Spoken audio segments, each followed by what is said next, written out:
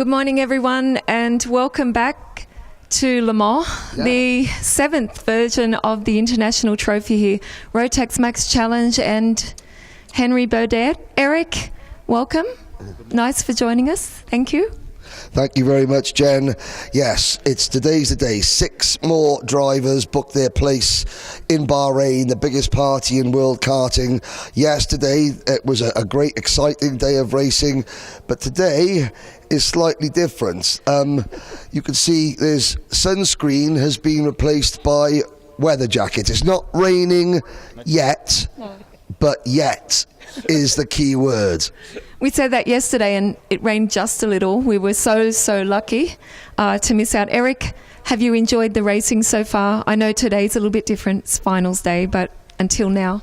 Yeah, as Henry just told it was a perfect day yesterday, and the perfect weather, almost the perfect weather, because we have some lightly showers yesterday morning. In fact, we keep the finger crossed for today, but yes, I guess today we will have a good super heat and good finals for sure. Super heat's on the grid already, ready to go. We're excited. Yep, as always. I mean, so for your micros, your minis and your masters, everyone will do the super heat and everyone will qualify for the main event. But in junior, senior, DD2, 72 drivers have made it to the super heats. After those races, only 36 will go through to the main event. And we're about to go racing. Can't wait. Okay, I've got to let these guys go into the commentary. But thank you, everyone, for joining us. Make sure you keep following also on social media. And we'll keep all the action coming. We don't know yet who's going to win the tickets. I've seen the tickets. They're here waiting. And we're going to settle back. I'm going to go down to the grid. So we'll catch up with some of the drivers.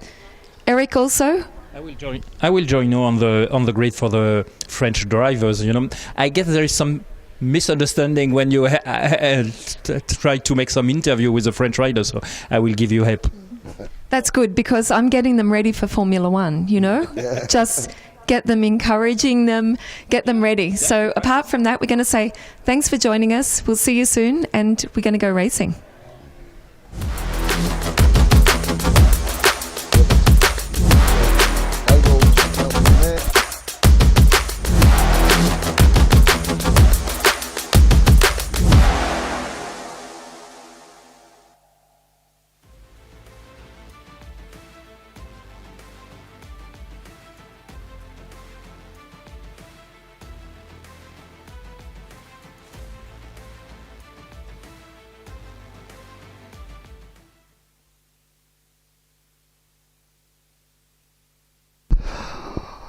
Welcome, ladies and gentlemen, to Karting International Circuit at Le Mans. One of the most evocative, famous and storied historic names in the world of motorsport. And here we go today, superheat for the Minimax Class 30. 4 drivers, although as you can see, one driver not getting off the dummy grid. That is Sebastian Behrman, the cousin of Formula One driver Oliver Behrman. Let's take you through the starting lineup. Pole position, Oliver Spencer, Riley Murrow on the outside of row number 1, Alfie Ward and Alfie Mayer on row number 2, Tom Reed and Joshua Cook on row 3, Lucian Smith and Leo Livings on row 4, Josh Cormack and Emerson McAndrew Uren on row number 5. Sebastian Behrman hopefully will get out if they get that kart started, and he'll share row 6 with Harry Ratcliffe. Julian Durma and Austin Oman are next, followed by Eddie Duncan, Attica Mia, Max Jolly, Mark Andrea Quesada, Achilles Peruzzi, Soren Gallagher, Tom Van Malik, Alex Baroni, Enzo Landry, Ari Kallenberg, Ryan White, Tristan Abiels, Khalid Medouini, Felix Chang, Leon Herberts, Arthur Farrow, Armando Latour Tuesta, Robin Raikkonen, Nikola Djordjevic and Maria Roberto. Hopefully Maria is out there, the young lady for the KR Sport team. I look up to see if I can find her unique, distinctive Alice in Wonderland crash helmet, and I believe I do. Spencer bringing them round very, very slowly through Paddock Men. This 1.4 kilometre circuit, this race, 9 minutes plus 1 lap. Points have already been scored through the heat races. The points they score in this race will be added to those heat points to decide the grid for the main event. Eric Sellis here in the commentary box. Good morning, hello, welcome. We're about to go. Well, I guess... Not racing. No. Not racing. Pas encore, pas encore. Ils sont pressés ce matin, nos jeunes de la catégorie mini, mais là le départ était un petit peu chaotique. Oh, on a un problème également pour le numéro 128, à savoir Harry Kallenberg, qui malheureusement a, semble-t-il, connu un petit problème au moment de sortir de la pré-grille. Et fait où ça ne s'arrange pas vraiment, hein, parce que son kart est au ralenti et j'ai l'impression qu'il va avoir du mal à rejoindre le groupe. Pendant ce temps-là, eh bien, Oliver Spencer a remis tout le monde dans le rythme pour ce nouveau tour de formation et ce nouveau tour de chauffe. Et on va maintenant calmer le rythme justement pour reformer ce peloton. On l'a vu, Oliver Spencer qui a ensuite vraiment réduit la cadence pour bien évidemment trop dispersé au moment d'accélérer. Voilà, on les retrouve au bout de la ligne droite, tout le monde s'est replacé et je pense que également Harry Kallenberg, ah non il est toujours là malheureusement, Harry Kallenberg, ça va être compliqué. Et quoique, ça a l'air d'aller beaucoup mieux maintenant pour Harry Kallenberg qui va essayer de rejoindre le peloton avant le départ. Si le rythme reste à ce niveau, je pense que ça sera fait sans problème, mais il va pas falloir que ça accélère trop devant. Allez, Oliver Spencer, Riley Muro, les deux pilotes britanniques sur la première ligne et comme le disait Henri, les points qui ont été marqués hier ont déterminé cette grille. On va rajouter les points de cette course pour ensuite former la grille qui sera celle de la grande finale. Allez, il est rentré, Harry Kallenberg, et on va pouvoir procéder au départ. Yep, Kallenberg catches the back of the field. More issues for number 191, Robin Reichen. It's been a torrid weekend for him. But the drivers are into the tram line, and once again, no, look at the formation. That's not good. And somebody pulling off the number 151 kart. Oh, devastation for Khalid Medouini. One of the French drivers, and the red flag is out already. That is obviously two false starts. Race director Manuel Branco not happy with the drivers, so they will be instructed to listen. In the UK we call this game Shut Up and Listen, where the drivers have to shut up and listen to the race directors.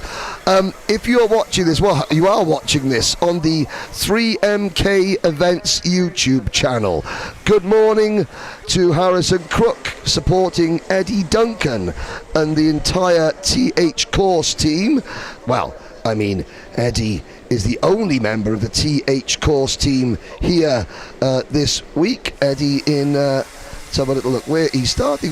He's in the number 157 kart, is starting on the 8th row of the grid. Now, whilst the drivers receive their telling off, I have some... it's some really gutting news to tell you, that during the course of this weekend, and I am not accusing anybody in the paddock of this, there have been two very, very expensive items stolen. Number one, Robin Reichenen's bespoke cart trolley, complete with personalised nameplates on it, was taken from out the back of the garage that Robin is working out of. And if that wasn't bad enough, the only privateer entry in junior, Great Britain's Sam Mott, had his engine spare, he has 2 engines. His second engine was stolen out of his awning yesterday. Now, you will hear us talk an awful lot about the teams in karting and the big teams. Privateer drivers, it's just Sam and his dad here with their car and a 6x4 easy up awning. They got an entry. They have driven all the way out here. They're the only one of the only 2 privateer entries in the entire 72 kart junior Rotax field. And that means they're not in a team because they can't afford to be in a team. That's what they say. They have to do things just lad and dad. And somebody has taken their spare engine, and they admitted it's not the best engine. It's not it's a good engine. It's a Welsh engine. But it's such a shame that we believe somebody, not in the paddock, has just wandered into the circuit, taken Robin Raikkonen's trolley, and walked down, seen an engine, put the engine on the trolley, and walked out. But for Sam, that is such a devastating blow for a driver that is on a shoestring budget. We'll see Sam in the junior superheat later, but in karting, the engine is not. Rotax have a very interesting sealing system. Every engine is numbered and put in a database, and every time you go to a circuit, that engine number is logged in, so whoever has stolen it can never use it at a Rotax event. So we know it's not somebody that will ever race it, and of course all the people here will race it, and everyone knows that. So it was somebody outside of the paddock that has wandered in and just taken a personalised kart trolley and the only privateer in the junior field's engine. So hopefully fortune will smile on Robin Raikkonen and Sam Mott today. They all know that they're not going to get their property back because it is far away from the paddock now. But at least the people that have stolen it, the first time they ever take it to a go-kart track for a race meeting and try to register that engine, it will come up on Rotax's global monitoring system as a stolen engine, and that will be that. It doesn't help Sam at the moment. The one thing that Sam is very grateful for is that they didn't steal the bucket hat that he has been wearing all weekend off his head, and that would have been devastating. But I mean, it's a very special engine. Rain Racing Engines, the only Welsh engine builder in Rotax. But that is the bad news out of the way. Robin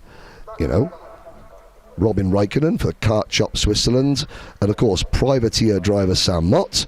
Let us hope that fortune smiles on them today. Unfortunately, fortune is not smiling on Khalid Medwini, the GKR Birrell ART driver. He is out of the race. Eric, we go again. Let's see. Oliver Spencer, number 142 for the Stan Pex Motorsport team. And then Riley Murrow for Sam Pollitt Racing on the outside of the front row. Alfie Ward and Alfie Mir, the 2 SFR Motorsport drivers. Screed Flooring Racing, the black and red new graphics kit, so striking, so intricate. They're on row number 2. Wow. Harry the Lion Hannam has already got support in for DD2. That's coming up a little bit later. The official Harry the Lion Millwall fan club is decamped to Ireland. So, Lyle, I hope you're not swimming in too much Guinness at the moment. You've got to stay awake for the Lion. Here we go then. Oh, there's another problem, Eric. Yeah, Kallenberg peut-être de nouveau en proie à des soucis. Je suis pas certain du numéro, mais la livrée du kart ressemble furieusement à celle qui était en délicatesse tout à l'heure lors de la première procédure, et je pense que l'arrêt et le redémarrage ne lui ont pas porté chance au moment où il était en train de rejoindre le peloton. Le peloton, justement, on le retrouve dans le dernier virage, et on espère que cette fois, avec la remise en ligne de la direction de course, et bien que ce départ va se dérouler de la meilleure des façons, et ça semble être le cas. Voilà, ça c'est fait. Bon départ donc de Spencer à l'intérieur, qui va essayer tout de suite de bloquer son adversaire direct, de garder la trajectoire pour ressortir en tête. Voilà, Oliver Spencer mène le... et Riley Muro est en deuxième position. Voilà les pilotes qui rentrent maintenant du côté du virage des deux arbres et qui vont ensuite enchaîner l'infield pour la partie qui mène vers le banking. Minus Ari Kallenberg and Khalid Medwini. The rest of the field head to the banking. Spencer on the outside hangs on to the lead. Murrow was right there as they come through turn 12 to the back straight and down towards Virage de Techno Park, out of Pittsbend, through paddock, single file. It's been a clean opening lap with the exception of poor old Robin Raikkonen, who's at the back. The Kart Shop Switzerland team have done absolutely everything as they head towards turn number 1. Spencer leads Murrow and Ward. Muro qui prend les commandes donc devant Spencer, et attention parce que Alfie Ward est derrière, blotti dans le sillage des deux cartes qui sont devant lui, prêt à profiter du moindre problème. Oh, there's a problem for the number 159 car, Alfie May having an issue as well. The 159, the SFR Motorsport kart, the second of those red and black machines, has slowing down, so there's another mechanical issue. That means that it is Murrow, Spencer and Ward, followed by Reed. Nouveau passage sur la ligne de chronométrage avec désormais Muro qui mène les débats devant Alfie Ward. Oliver Spencer est 3e, Tom Reed 4e, Josh Cormack 5e, Austin Oman, Lucian Smith, Julian Dahmer et McAndrew Uren est en 9e position. Il est en train de remonter, mais on le voit hein, en tête de la course. Oula, attention, là ça commence à devenir un peu sauvage là du côté de Oliver Spencer. Il y a eu un contact assez marqué, et les trois hommes qui avaient fait le trou sont en train d'être rejoints par leurs poursuivants, et on se retrouve avec un peloton de 7 cartes roue dans roue. Spencer qui attaque Alfie Ward.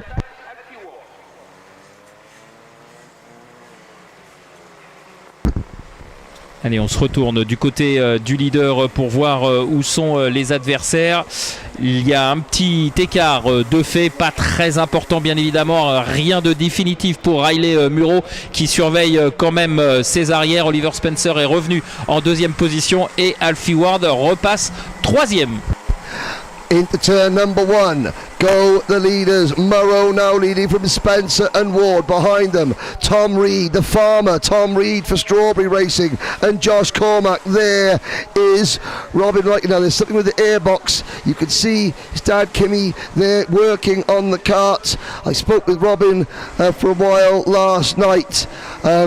Finished 5th in last year's Rotax Grand Finals. So he is, it is a Micromax driver, a very, very talented young man, obviously, but it has just not gone well for him this weekend. They will try to get whatever that problem is fixed and get him out for the final, use the rest of this race as a test session. We've still got 5 minutes to go, and Riley Murrow now trying to pull away, and he is pulling away. Ward 2nd, Spencer 3rd, then Reed, McAndrew Uren, Then Austin Oman, Lucian Smith, Julian Duema, Harry Radcliffe, Mark Andrea Quesada, Leo Livings, Josh Cook, Eddie Duncan and Alex Baroni, your top 15. Spencer to the inside. Ward gets squeezed wide there. I couldn't quite see who was the driver that went into the side of him. Ward now scrambles back in behind Lucian Smith. Ah, ça a été un peu chaud là dans cette phase de course là avec Ward qui a été un petit peu écarté, le numéro 183. Il a perdu 5 ou 6 positions alors que devant Riley Muro lui est en train de s'échapper parce que comme derrière lui on est en train de se disputer les positions, les accessites de cette super manche, lui il en profite, il a piste claire, il n'est pas attaqué, il n'est pas inquiété et de fait derrière on passe plus de temps à protéger sa position, à protéger sa trajectoire que de vraiment accélérer et de fait on perd du terrain. Du coup on retrouve en deuxième position Spencer avec dans son sillage Reed, Cormac, McAndrew et Oman.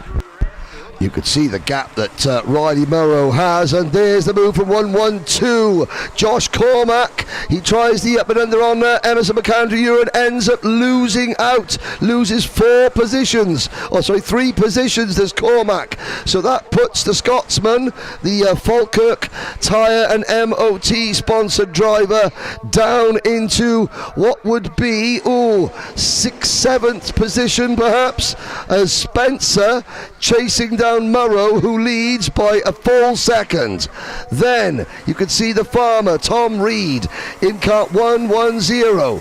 He was good here last year. This has been a breakout season for Tom Reed in the UK and in Europe.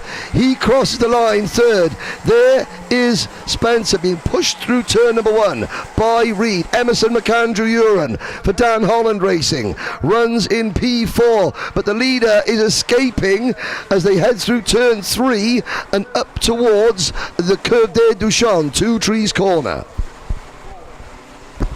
Allez, c'est toujours la course-poursuite pour essayer pour les poursuivants de revenir sur Riley Muro qui compte un peu plus d'une seconde d'avance maintenant, 1 seconde et 2 dixièmes environ d'avance pour le numéro 122, et c'est Oliver Spencer qui mène la chasse, mais on est en train de se surveiller les uns les autres et attention parce qu'à chaque attaque, comme c'est ici le cas au bout de la ligne droite avec Tom Reed qui passe en deuxième position, on perd du temps à chaque fois pour revenir sur le leader, et derrière McAndrew Wren, le numéro 102, essaye d'en profiter et il va essayer d'aller chercher la 3e position à l'intérieur du premier virage. Oh, look at Spencer having to defend for his life. He's been passed by Reed, he's been passed by McAndrew and he had to then come back across and defend because there were 2, 4, 5 drivers all lining up. Lucian Smith, Austin Oman, Alfie Ward and Josh Cormac with Harry Radcliffe at the back of that group, all trying to freight train the pole sitter Oliver Spencer to the back of the pack. I haven't got the points positions in front of me, unfortunately, but Spencer trying to hang on to overall pole position for the main event as McAndrew goes through, passing Tom Reed for second place. But all this is allowing Riley Murrow to disappear up the road as we enter the final 60 seconds plus a lap of this race. Allez, ce sont les 2 derniers tours maintenant auxquels nous sommes en train d'assister avec ce groupe de chasse où McAndrew Wren a pris le leadership. Et attention, nouvelle attaque à l'intérieur pour le numéro 142, à savoir Oliver Spencer qui reprend la 3e position à Tom Reed. McAndrew Wren tente de donner le rythme et aussi de s'échapper un petit peu par rapport à toute cette bagarre, mais ça va être encore très disputé. Oh, Eddie Duncan with only 3 wheels on his wagon. The TH Course team set up by Ian Thompson and Lewis Halliday out of the race. And look at the freight train coming into Virage to Technopark. McAndrew and Spencer battling over second. Here's the rest of the top 10 all in a pile. In fact, that group now goes back to Sebastian Behrman in 13th place. Don't forget, Behrman couldn't get off the dummy grid. He has charged up through the order. Max Jolly is in this group. Well, in this group coming here, there's Jolly and Behrman at the back of the pack, and they're now closing in on Cook, Livings, Cormac, Smith, Ward, Ratcliffe and the rest. But the clock has run down. Allez, nous allons bientôt rentrer dans le dernier tour puisque le temps réglementaire est maintenant écoulé et Riley Muro est en train d'effectuer une véritable démonstration. 3 secondes, 461 millièmes d'avance pour le leader. Derrière lui, McAndrew Wren et Oliver Spencer se sont légèrement détachés. C'est eux qui vont aller compléter le podium virtuel de cette super hit. Et un petit peu plus loin, on retrouve le numéro 111, à savoir Austin Oman, qui a réussi à s'immiscer en 4e position aux dépens de Tom Reed.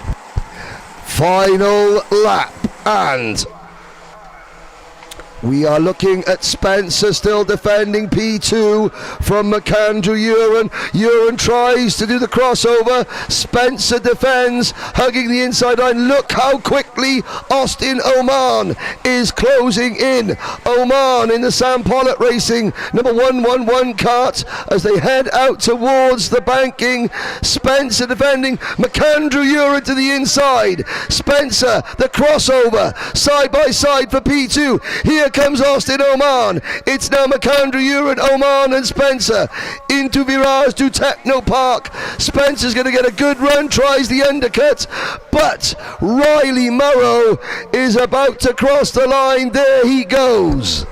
Voilà, Riley Muro qui va aller s'imposer. McAndrew Uren qui finalement termine 2e après avoir été inquiété par Spencer, mais finalement Spencer, à force de trop vouloir protéger sa position, a permis à Austin Oman de revenir et finalement de le devancer sur la ligne de chronométrage. Donc ce qui fait que l'on retrouve Muro vainqueur, McAndrew Uren 2e et Oman 3e. Spencer termine 4e, Alfie Ward 5e. Well, Riley Murrow now the current point standings. That win for Riley Murrow puts him on pole position provisionally for the main event. Oliver Spencer will start second in the main event. Alfie Ward and Emerson McAndrew Uren will share row number 2. Tom Reed and Leo Livings will go from row 3. Austin Oman and Josh Cook will start on row 4 provisionally as things stand. The results of that one: Murrow wins by 3.5 seconds over McAndrew Uren, Austin Oman, Oliver Spencer, Alfie Ward, Tom Reed, Leo Livings, Harry Ratcliffe, Josh Cook and Max Jolly. That's your top 10. Sebastian Behrman and a storming drive from Soren Gallagher up to 12th. Achilles Peruzzi, Josh Cormac and Ryan White, the rest of the top 15. Love this camera shot there as the drivers come in to Parc Ferme. You can see some drivers there. That's, I think, is that the number 118? That is Tren Van Malik punching the steering wheel there, frustrated. Van Malik finishing 23rd in that one. Here are some of the highlights. Spencer leading but having to defend almost from the word go. Now at this point, Riley Murrow takes second. That was sort of the 112 kart of Josh Cormac, who eventually finished 14th, going into the side of Alfie Ward. But already at this point, Riley Murrow was long gone. Tom Reed, Oliver Spencer and Emerson McAndrew Uren battling over second place.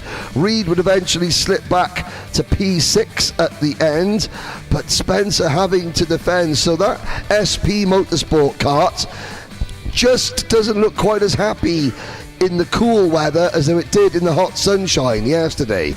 It is cloudy, overcast, and nearly 10 degrees cooler than what it was yesterday. That has a dramatic effect on how you set the karts up, tyre pressures, jetting settings, all those things. And Spencer and McAndrew, Spencer knows he has to defend. He knows he's trying to protect pole position. If he had finished second, then that would have been one thing, but he didn't, as that highlight is over. But the next race, the Micromax Superheat, is coming out now. Allez, on passe maintenant à la course catégorie micro. Charlie Page, le pilote britannique, sera en pole position avec à ses côtés Benedictas qui porte le numéro 2. Charlie Page, c'est le numéro 14. Ensuite, on va retrouver Lawrence Singh Pahal et Jamie Septier, le pilote tricolore qui s'élancera depuis la 3e position avec le numéro 86 et qui aura à ses côtés Alfie Garrett. Oh, well, I mean, Kerry Probert back home yesterday, she was watching Alfie Garrett quietly in work. At least today's Saturday, and she's watching it from home. She's probably just launched her morning cup of tea over the back of the sofa. It's okay though. Garrett continues. Page and Masiokas, row 1. Ava Lawrence and Dian Pahal, row 2. Jamie Septier and Garrett, row 3. Guido Ebegeni, the biggest smile in karting. Guido Ebegeni and LBJ Stubbs, row 4. Dax Farah, Samar Chopra, Albert Farrow, Noah C. Somebody on the grass there. Is that Dian No, I don't think that. Who's that? I can't see who that is. That could be Alfie Garrett getting back into position. Unfortunately, for the rest of the drivers, Chloe McGill, who starts 13th in this race, she told me last night that she's going to win. She's going to get the ticket to Bahrain because her granddad lives in Bahrain and she needs to go and see him. Of course, the prize for the winner of the main event, a ticket to the grand finals. So, well, I'm not sure what the other 33 drivers will have to say as we go racing. Allez, Charlie Page qui rentre en tête dans le premier virage, mais ça a été très très chaud avec notamment Ava Lawrence en 3e position qui essaye de s'immiscer à l'intérieur. Pour l'instant, Charlie Page garde les commandes de cette Super Hit catégorie micro. Through turn number 3 into Curve de Dushan. Some of the storylines that have been progressing. Charlie Page leading the race in that very, very distinctive white, lime green and orange livery cart. He is a privateer driver. It's just him in the awning. Well, it's him, his mum, his dad, a couple of siblings. Danny Sweeney, the engine tuner. Matt Scheuer, the driver coach, the mechanic. It's part office, part kart workshop, part crash for the younger siblings. All on their own, just parked up near the racetrack, leading the might of the big teams. Ava Lawrence, the Yaz Heat sponsored Australian-based, Australian-born, Dubai-based young lady. She took pole position in qualifying and is battling to become just the second girl to ever win a heat race in this competition. Behind him, Benedictus Masiokas with the Ayrton Senna crash helmet running in third, and then you have Guido Ebegeni for MLC Motorsport. The entire paddock has just fallen in love with Guido. Mexican dad, Serbian mum, lives in Dubai, about to move to Italy. And carries his smile proudly wherever he goes, and he's very quick. He's now up to P3. Behind him, the number 42 is Albert Farrow. Farrow has made the move with his brother Arthur to the SFR Motorsport team, and then we have Dian Pahal. Dian Pahal, the only driver here on a British-built chassis. Kart number 23, which they discovered this morning was a little bit bent, the chassis, so they've had to put that back and straighten it. Dian on the RCE chassis, the only driver on a British-built chassis. Back to you. Sorry, Eric. There's a few of the storylines as Benedictus Masiokas takes the race lead. Allez, Benedictas qui est maintenant aux commandes avec dans son sillage Charlie Page et Ava Lawrence, la pilote féminine qui... Oula, attention, là il y a un pilote qui est sorti un peu large. Je ne sais pas ce que ça va donner. Est-ce qu'il est revenu sur la piste ou est-ce qu'il est resté dans l'herbe du circuit ici international du Mans? En tout cas, pour l'instant, c'est très disputé en tête de la course et on voit bien que, comme le disait Henry, Ava Lawrence, elle est décidée à gagner ce ticket pour Bahreïn parce que, comme il l'expliquait, eh bien son grand-père vit à Bahreïn et elle a tout intérêt à aller chercher ce ticket. Elle est désormais deuxième, Charlie Page est troisième, mais attention parce que ça revient très fort, notamment de la part de Jamie Septier, qui est dans le groupe de tête. Yeah, Jimmy Septier, new leader, Ava Lawrence to the inside. Masiokas tries to hang on. Lawrence now leads. Another quick view of Jimmy Septier in the orange and blue machine, the leading French driver in this race.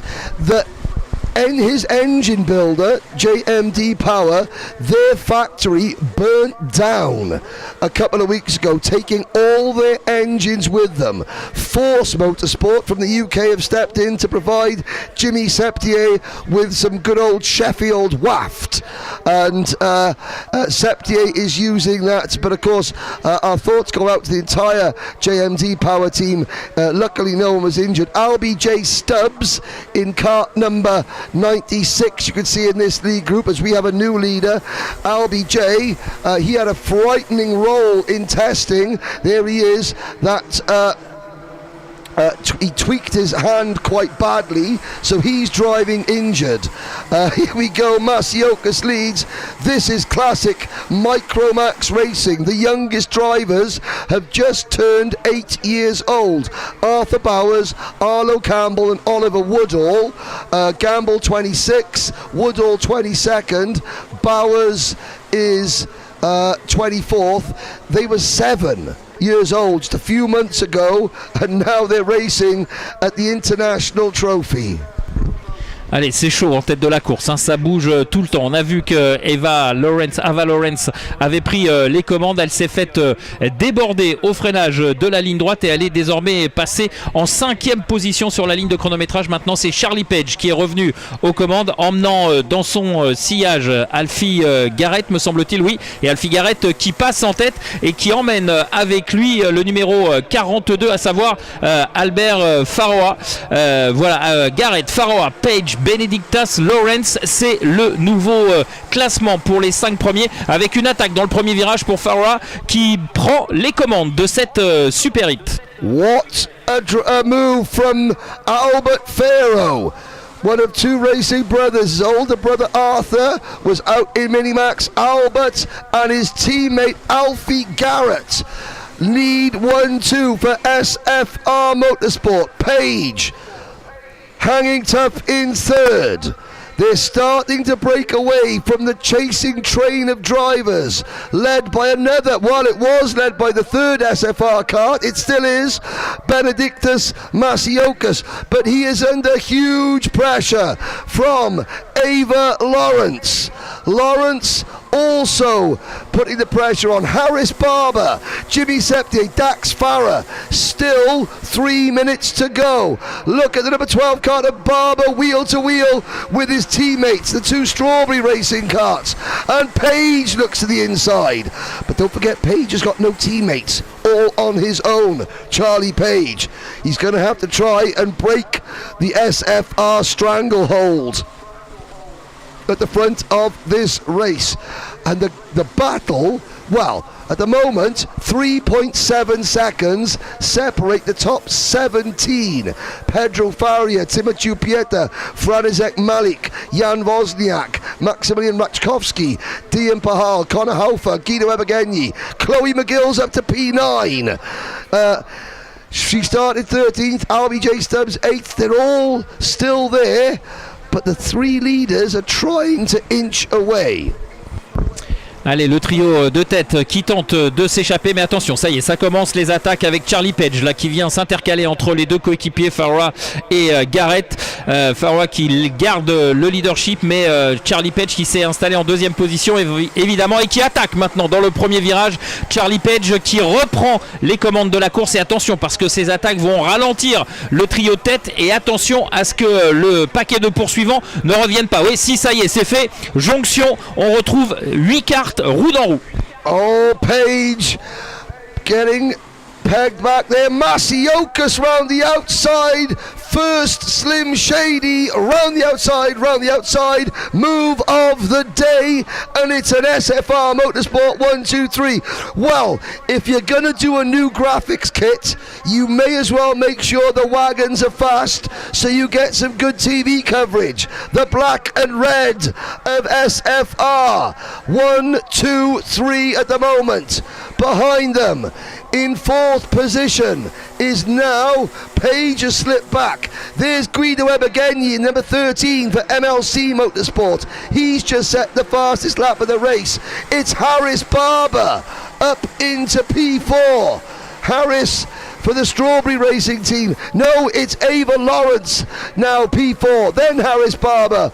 Oh, what a convoy of go-karts. Leading them into turn number 3 though is Alfie Garrett. Ah, on assiste à une course exceptionnelle là, en tête de cette catégorie micro avec pour l'instant le leader Alfie Garrett qui emmène un groupe de 5 pilotes qui s'est un petit peu détaché. Charlie Page tout à l'heure a voulu attaquer, il a créé un petit peu la zizanie, il a permis au poursuivant de revenir et finalement c'est lui qui a fait la mauvaise opération parce qu'il est dans le deuxième groupe. Attention à Eva Lawrence, la numéro 80 qui essaye d'attaquer au bout de la ligne droite, ça ne passe pas. L'enchaînement avec le virage du Technopark, le virage du paddock, c'est toujours la grosse incertitude. Ça part au large là pour le numéro 47 pour Alfie Garrett qui a perdu le leadership au profit de Faroa et Benedictas deuxième, Lawrence troisième.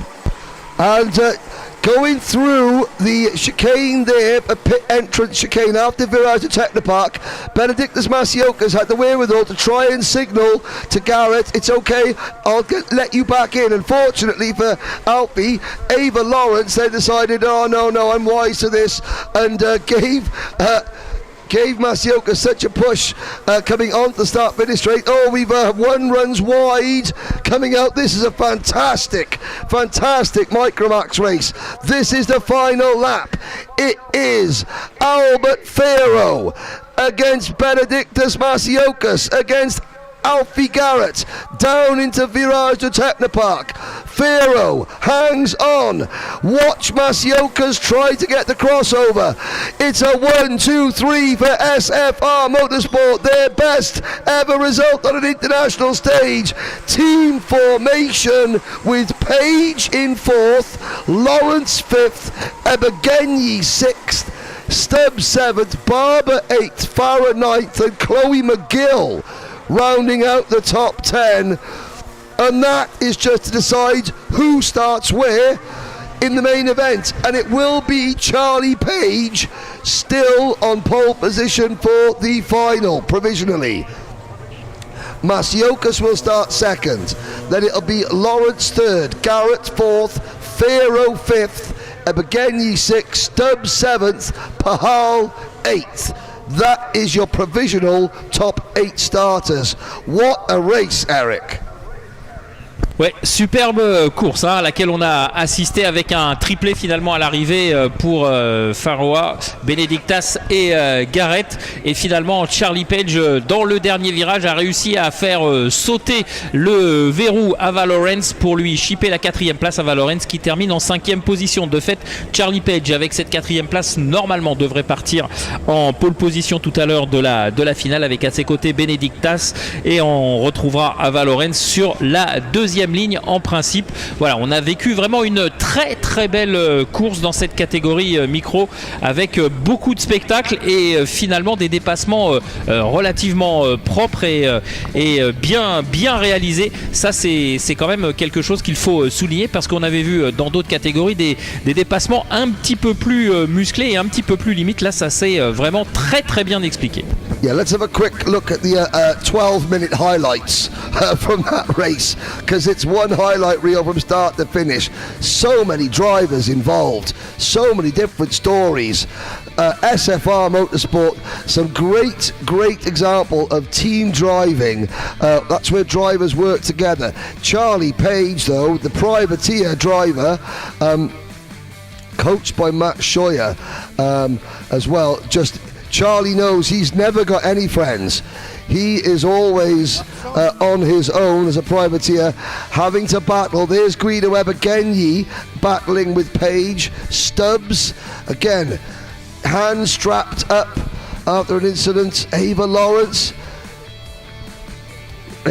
always a tough competitor, you know, but there are 2 girls finishing in the top 10. Will we have our first International Trophy female winner today? There's chances in lots of classes, not only in Micromax but also in junior, not only in Micro and Junior, but also in DD2 as well. As you see the drivers crossing the finish line there, we'll now, for the first time, head down to Jen Wade and Eric Tellis on the grid.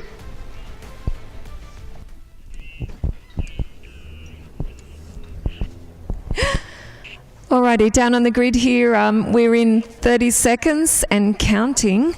Standing next to the world number one in the DD2 class from last year in Bahrain, Zendaru. Of course, opposite Gabby, pole position from Argentina. Jack Dex lining up on the second row. Give us a thumbs up. There he is. There's Jack. Also from Great Britain. So it's going to be a good race. We've got so much experience on this grid.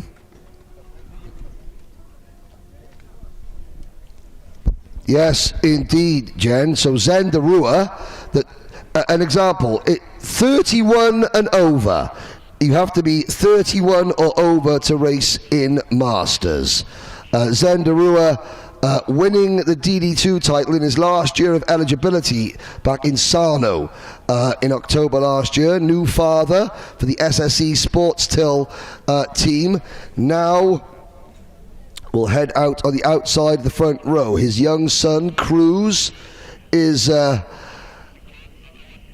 the pit garage watching. I said I went to see young Cruz yesterday, and he was so excited to see me that he instantly filled his Pampers with joy. Well, maybe not with joy, with something else, but he was very happy and smiling. I'm not quite sure if that's he saw me, or is that because he had just given the nanny a bit of extra work to do. Here we go, out on to the circuit. DD2 Masters.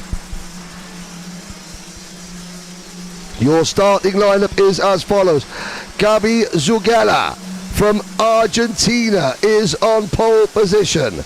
Then you have Zendarua, you have Charles Sagan, Jack Dex, Maxime Gravouet, Jeremy Brasler, Robert Schlunsen, Vivian Cusack-Pico, Alex Fielenbach, Lucas Jolly, Nadir Kabaj, Moritz Canopius, Christopher Capitan, Harold the Showman Watson, Henry Taleb, K. Bjorn Edstrom, Fernando Guzzi, Jamie Billings, Peter Gutai. I don't think we have Kirilo Biriuk, Jimmy Chomier, Fabio Creti. Hello to Papa Creti back home in Italy. Hope you're well, sir. Christoph Adams. And then we need plenty of support online for Roger Young, Uncle Roger, from Chinese Taipei in the island of Taiwan. Why? Because he has slipped a disc in his back. He is in agony out there, is Uncle Roger. He has been dosed up and he is gritting his teeth, so we need plenty of support for Uncle Roger. He wasn't even drunk either.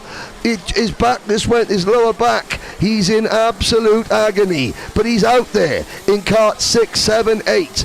Sylvian Laville, Dirk Proxno, Ron Bonza Billings, Wim Rouleau and Manuel Martins. There is your lineup. The lights are out. 11 minutes plus 1 lap. Zugela, the Munaretto Performance team, leads them through turn number 1. Over the curbs go some of them. Roger Young will be avoiding curbs at all possibility. Oh, we've got an issue. We've got an issue there. A spin, and that is the number 616 cart. Oh, devastation for. Try and see who that is. Do we have a 616? Oh no, Roger Young out of the race. That is the last thing that Roger needed with his slip disc. Roger, but he's walking away, and at least he won't damage himself anymore before the final. Out of the race as well. I'm just trying to see. It was Lucas Joly in cart 681 who I think has gone out. Jeremy Brasler also involved. Fabio Creti, the only driver here on a Haas kart down at the back of the field. But it is De Rua now making the move into P2, passing Charles Sagan. Hello to Tobias Duckler on the live chat. Tobias will be supporting, I'm sure, the Austrian drivers. Was a very, very successful driver in the Sony World Series International Finals a couple of weeks ago at Campinos in Spain. The battle is on for second. It is De Rua now ahead of Sagan into turn the Virage de Technopark. Schlunsen in fourth, then the orange and blue machine of Maxime Grabouet, the KPR driver. But Gabi Zugela, an emotional driver, does some touring car racing in Argentina. He's been a former Grand Finals podium finisher in Portimao a number of years ago. And he wears his heart on his sleeve. He's the only driver here this week for Argentina. But De Rua, last year's world number one in the DD2 class, is closing in, bringing Sagan with him. And again, I can see the Taiwanese support on the live chat. Don't worry, Roger is standing in the marshal post. He can breathe in. He will go again in the final. He has done so much for karting in Taiwan. You've got 4 drivers here, the biggest amount of drivers they've ever brought to the International Trophy, and a lot of that is down to Roger's hard work, and he so badly wanted to lead them from the front, and he will, whether he's in a kart or whether he is not. Good battle for the lead, and Zugela, Eric, is coming under more and more pressure. Ouais, effectivement, hein, Zugela qui est en tête, hein, le pilote argentin qui mène le paquet. Le peloton est de plus en plus sous la pression de Xen De Rue, et Xen De Rue qui attaque au bout de la ligne droite au freinage du virage du Technopark, et du coup Zugela est obligé également de laisser passer Charles Seguin. Voilà, le français en deuxième position, Zugela troisième, et qui est attaqué maintenant. Non, ça va, il ferme la porte, mais Schleusen était prêt aussi à en profiter. That move from Xen De Rue, the number 610, that's Wim Rouleau out of the race. He's been saying, have I been talking any rubbish about him? No, not at all, and I won't. His driving does that for him. I'm only joking, Wim, I'm only joking. Now, that pass from Xen De Rue for the race lead gives De Rue pole position in the main event, only by 4 points over Gabi Zugela. So Zugela has slipped to third. If Zugela could get back into P2, he will still be on pole position for the final. Sagan and Jack Dex would start on row 2 for the final, but Zugela has got to get past Sagan to hang on to pole position for the main event. But at the moment, Zugela is looking in danger of dropping another position because Robert Schlunsen is closing in as well. Allez, c'est la grosse bagarre, hein, également pour les accessites, parce que pour l'instant, si Xen De Rue mène la danse avec Charles Seguin dans son sillage, eh bien Zugela, lui, est sous la pression de Schleusen, et Zugela qui a perdu, hein, pour l'instant le bénéfice de la pole position pour la grande finale, doit absolument reprendre le meilleur sur Charles Seguin s'il veut rester en pole pour la finale de cet après-midi. Pour l'instant, ça n'en prend pas le chemin, parce que on voit que Charles Seguin est en train de se mettre un petit peu à l'abri. Il y a un petit peu d'écart, il y a environ 2-3 longueurs de châssis qui séparent Charles Seguin du pilote argentin, mais le pilote argentin qui fait le forcing en venant de signer le meilleur tour en course. Still 5.5 minutes to go. The top 4 nose to tail. Zugela coming back into contention. Then we have Jack Dex, Vivian Cusack-Pico. Dex, Cusack-Pico, Grabaway, Fielenbach, Taleb, Maurice Canopes, Christophe Capitan, the showman Harold Watson, P12, Nadir Kabaj, then Sylvain Leville, Jimmy Chomier, Peter Gutai, Kibjorn Edstrom, Fernando Guzzi, Christoph Adams, Jamie Billings, Dirk Prochnow, Manuel Martins, Jeremy Brasler, Fabio Creti and Bonzi Billings. They are your remaining 25 runners. Joly, Rouleau and Young out. Biliuk didn't start. And Sergan coming in. So if Sergan passes Derua, that would give Zugela pole position for the main event. Here we go. Charles Sergan takes the lead. That's the third different leader we've had. And when they cross the line, the points will update themselves. And that should mean that Zugela retakes pole position for the final, even though Zugela hasn't made a position. Obviously, Derua will now score only second place points, and that will put the Argentinian driver back into pole position. But he doesn't. But Zugela cannot lose third place to Schlunsen or Jack Dex. Here we go, and it's now Zugela 213 points, Derua 207. It changes just like that. Allez, Charles Seguin qui a pris les commandes de cette super manche, et Charles Seguin en attaquant Xen Derou a permis également derrière à Zugela et Schlunsen de revenir. Du coup, au lieu d'avoir deux duos, eh bien on a maintenant un quatuor en tête de la course, et pour l'instant c'est la grande incertitude pour savoir qui va aller chercher la victoire, parce que c'est très très très proche. On fait évidemment peu d'erreurs, et pour l'instant on attend un petit peu.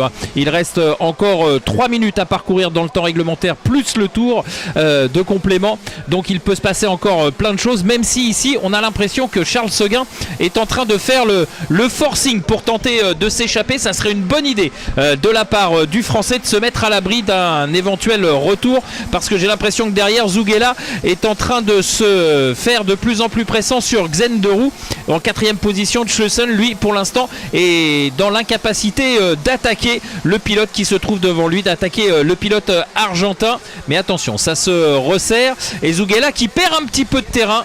Charles Seguin qui continue sa marche en avant. Out of turn number 10 through turn 11, out onto the banking. 2 minutes to go. Seguin, Derua, Zugela and Schlunsen. Once again, I'll remind you on the live chat, please keep the comments respectful. Idiots like the one who's just made a post as you're watching the 31-year-old and above drivers on the track racing for a ticket to the grand finals. It's great. You ban somebody one day for slating engines, and they put a new account up under a different name, so he'll be banned as well. Let's keep things professional. 90 seconds to go. Zugela. Where is Zugela on the board? Oh, he's 8. 8.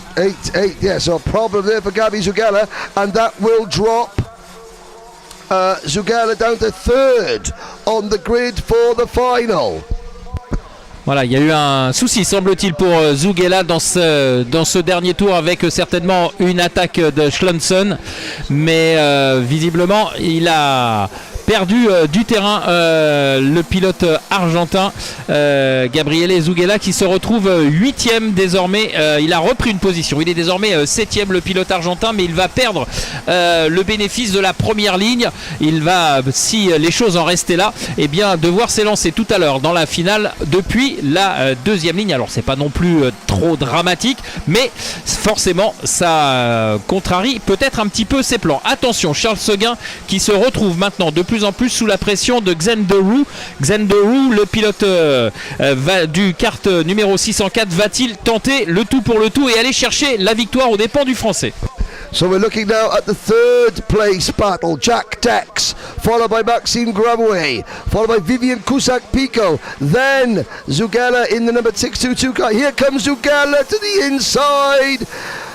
Zugela picks up a place trying to get back onto the front row, and look at the number 608 cart. That is Alex Fielenbach now into contention.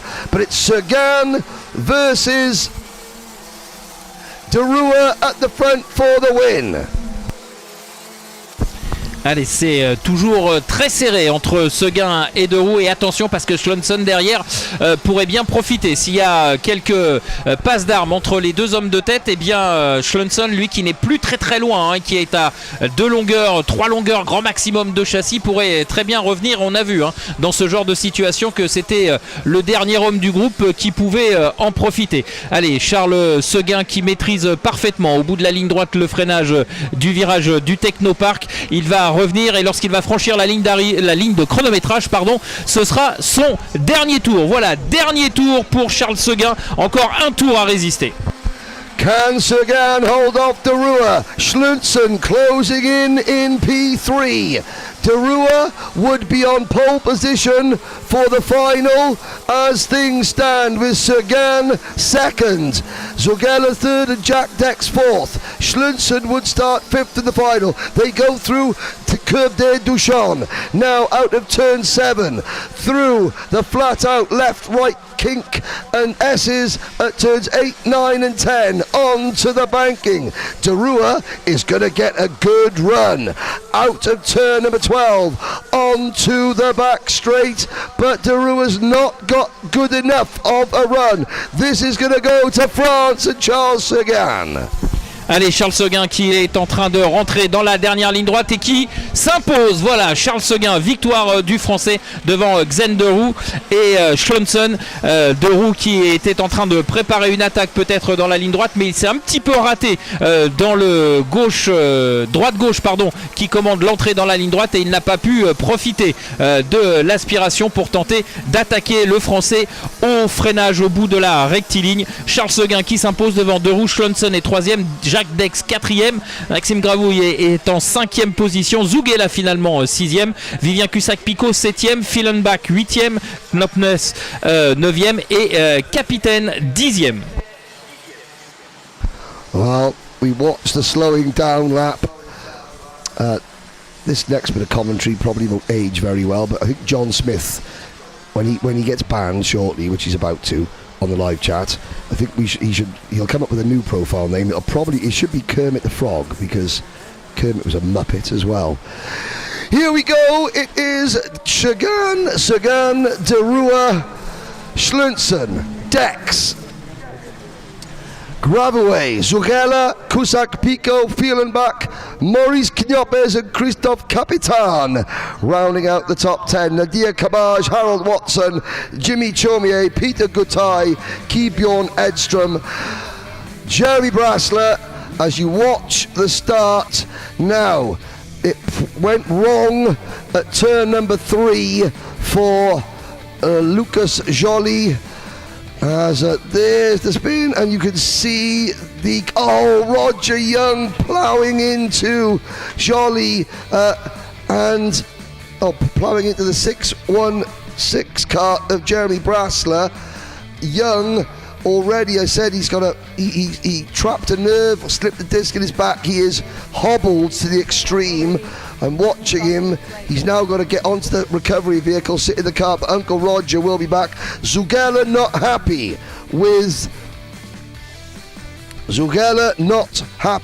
with something, but he was fighting back. There's a move from Gabi Zugela. See if we can beat this. Sagan, De Rua, Schlunson. I said he's going to get there at the end. Well, that'll be DD2 Masters. We'll see them all again in the final. Now, this is where it's crunch time. DD2, 72 drivers, 2 superheats, only 36 can hit the main event. Jen Wade is now going to speak to some of the hopefuls. I thought I would just say a quick hi to one of our Danish drivers. Willem, how are you going? Well, I'm going better than yesterday. I'm happy to see you where you should be on the grid for a change. What happened? The qualifying was just not as good as we have pace for, but now we're further up than where we were before. Are you enjoying it here apart from that, in Le Mans racing? Yeah, it was quite hot yesterday, but I like the weather now more to drive in. It's much cooler, also for us, for the fans. Benda, just a quick one, because all your fans in Hungary are cheering you on. How are you? I'm fine, thanks. I'm ready for a race. Now, of course, we know you're one of the fast drivers also from the Central Eastern European region and series, RMC. What's it like being here in Le Mans and racing a little bit different grid? Some the same and some international. I like it. I like the track. I like that we have 72 drivers. It's crazy how much good drivers are here, so I'm interested to see what's going to happen. I just have to wonder if we made the grid a little bit bigger. You think we could get some more? I hope so, yeah. It's always good. It's always good. Okay, well, good luck and hello to everyone in Hungary. You want to say hi to anyone? Hi to everybody who is watching from Hungary and cheer. Yeah. Thanks. See ya. Alrighty, okay, that's as much Hungarian as I know. Alrighty, Patrick. So we got Patrick. Is he going to talk to me? Yeah. How are you? Quite good. Tell us what's been happening the last couple of days. Yeah, the pace was quite good, but unfortunately I had really bad first heat, so I hope that today I will make up some positions. That would be nice. A little bit cooler today. How different is the track? Yeah, the conditions are a bit different because it's a bit less grippy, and I think it's good for me, so I hope it will be a good day. And what about if we have just a little bit of rain? I know it's going to be wet after lunch, but maybe not early enough for the finals. Will it change a lot for you? I mean, I've never driven here in the rain before, but yeah, it will be a challenge for sure, but I'm up for it. He's up for it. Okay, good luck. Kart number 582. Alrighty, so we're going to move off the grid.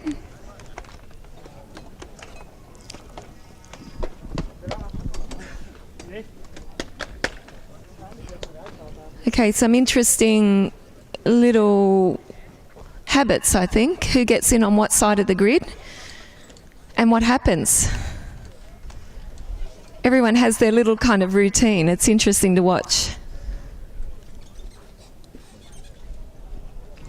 And as Bender said, it's a really, really strong field with the international grid as well. I mean, he's racing also European events, and having been to the grand finals, a lot of these drivers understand what it's like to be driving against international drivers that you don't know what they're going to do, how they're going to drive, and you have to just work it out. A little bit of strategy, but some good news, I guess, is that the DD2 is bringing 72 drivers now to the grid in Le Mans. Fantastic. Last year only 36, and there's always such a long waiting list, so nice to see them here.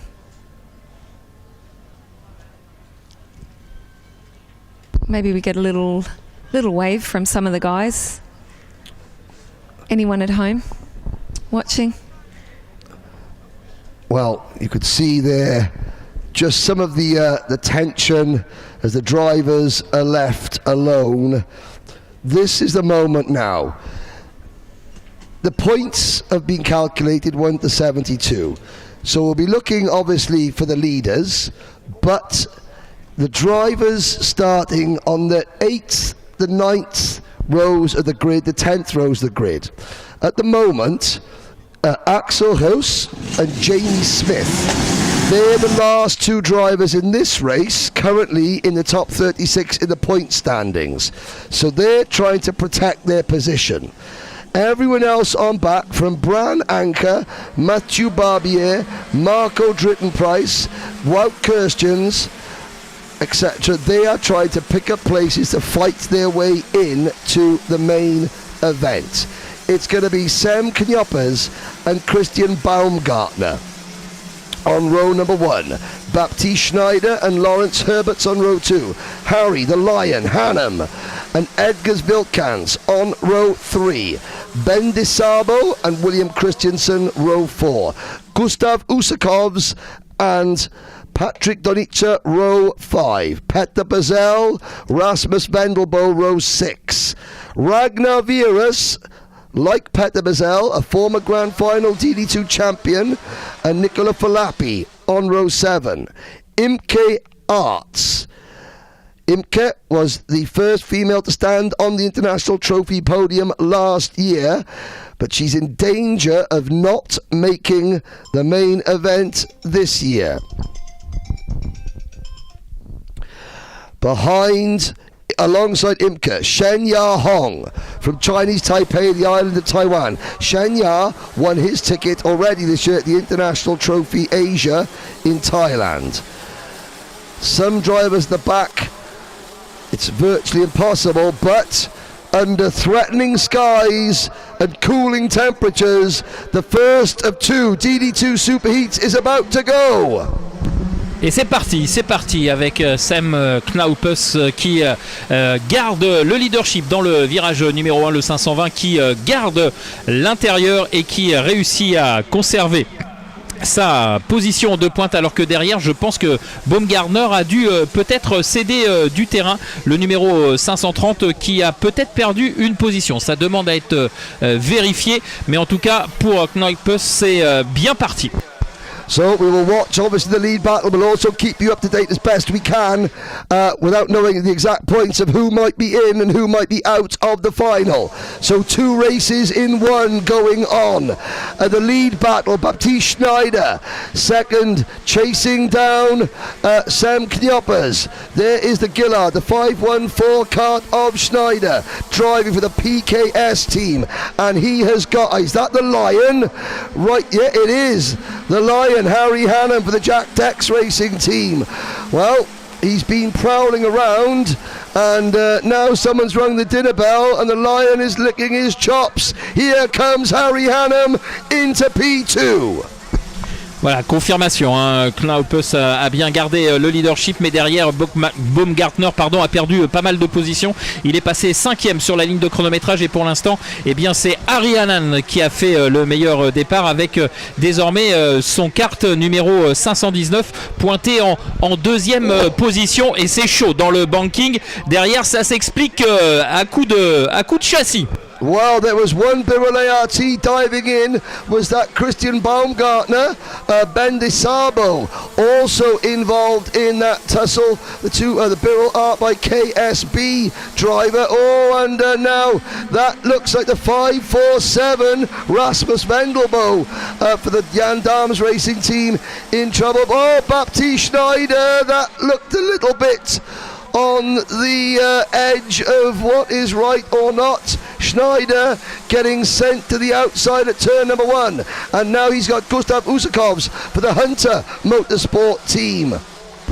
Baptiste Schneider qui malheureusement a perdu beaucoup de place, hein. Il a été un petit peu tassé sur l'extérieur du virage numéro 1, et le temps de revenir sur la piste, il a dû laisser passer un bon nombre de pilotes qui se sont intercalés. Schneider qui doit être aux alentours de la 10e position maintenant, alors que devant pour Sam Knaupes ça semble bien parti, même si on voit que Harry Hannam est en train de faire le forcing, hein, pour tenter de revenir sur le leader. Et derrière, Baumgartner et Sabo sont roue dans roue. And you can see in third place the 530 Christian Baumgartner, head right down behind the NASA panel, not even looking where he's going. These karts are doing nearly 130 kilometers an hour, and Baumgartner is looking at his knees. That's just to create the best aerodynamics as possible as he tries to hunt down Harry Hannam in P2. Behind him it's Szabo, the Hungarian driver.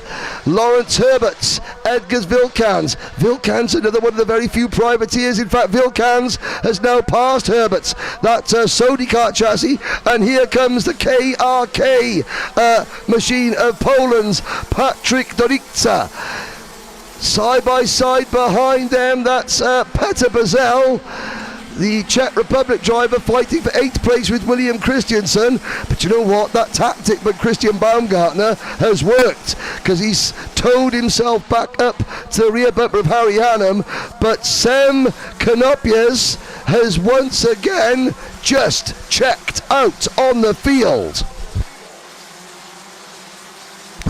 Allez, en tête de la course, pas de problème pour Knelopus qui reste solidement attaché aux commandes de cette Super Hit. Et derrière, en revanche, ça s'attaque et ça s'explique entre Hanan, Bockgartner et Sabo.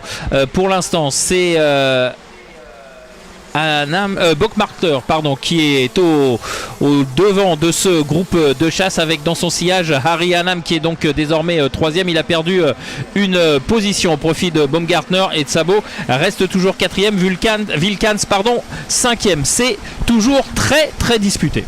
4 drivers dispute second position. Baumgartner has passed Hannam. Here comes Bendy Sabo. Sabo forces the Lion back to third. At this rate, the Lion could become an endangered species before long. Imke Arts sets the best lap of the race. Now, the battle for places in the main event. And I've got to say, it's been very, very clean so far. Marco Drittenprice has gained 3 places. He's up to 18th. He needs to gain a few more. Mathieu Barbier and Jamie Smith have dropped down the order. There is Edgars Viltkans on the Sodi kart picking up a position. Well, the Lion might not be the king of the jungle anymore because the Griffin from Latvia, that proud Latvian symbol on the nation's flag and the nation's race suits. Well, it's not on Edgars Vilkans' race suit because he's got Sodi written on his race suit, but you know, the Latvian national team race suit has got the big Griffin on it, and the Griffin has just swooped in to tame the Lion. Up at the front, Sem Knyoppers lead 2.2 seconds. Then the 2 Birrell ARTs. Baumgartner, Team Birrell Art by KSB. The same team for 596 Bende Sabo. They will work together. No teammates for Edgars Vilkans. Patrick Donitska has now passed Harry Hannam. So the setup on that Jack Dex Racing MS kart is going away. Hannam so strong in the early stages. Now the pressure, I would imagine it's probably tyre pressures that have gone the wrong way. Still 4 minutes to go, but Hannam's lap time, yellow flags waving further down the order. Jules Cousin possibly in trouble. Jordan Kaye has gone out. And a quick word, Hamza Hashisho, who has got the least experience of anybody in the field, Hamza Hashisho, he's here from Qatar. He's only been racing, I think, probably about a year now. He's not going to make the final, but he's there in 32nd position. His best lap, Hamza Hashisho's 54.1, is only, it's 1 second off the fastest lap of the entire race so far. So he's giving away so much experience, is Hamza, but he is battling away gamely, proudly representing Qatar. Dominic Karai, the only American driver in the race, he's down in 29th position. The driver based out of Miami, Florida. He's not going to make the main event. We look up further and not many position changes, I have to say. So the drivers that started the race in this event, they're not guaranteed a place because you've got the next group of drivers, but Axel Ghost still 17th, Vendelbo has dropped to 16th, Usakovs has dropped to 15th, Imke Arts up to 14th, Nicola Falapi has gained a couple of places as well, and Shenya Hong 12th, he's going to make the main event as well. Allez, en tête de la course, plus de problème pour Sam Knaupus qui est à quasiment 2 secondes devant le reste du peloton. Baumgartner est en 2e position, mais derrière c'est très très chaud entre Vilkans, Donica et Srabo. Donica est passé en 4e position tout à l'heure, Vilkans est toujours 3e, mais attention, ce n'est pas fini. Il reste encore un petit peu plus de 2 minutes et 15 secondes à parcourir, plus le tour supplémentaire qu'il faudra bien évidemment rajouter.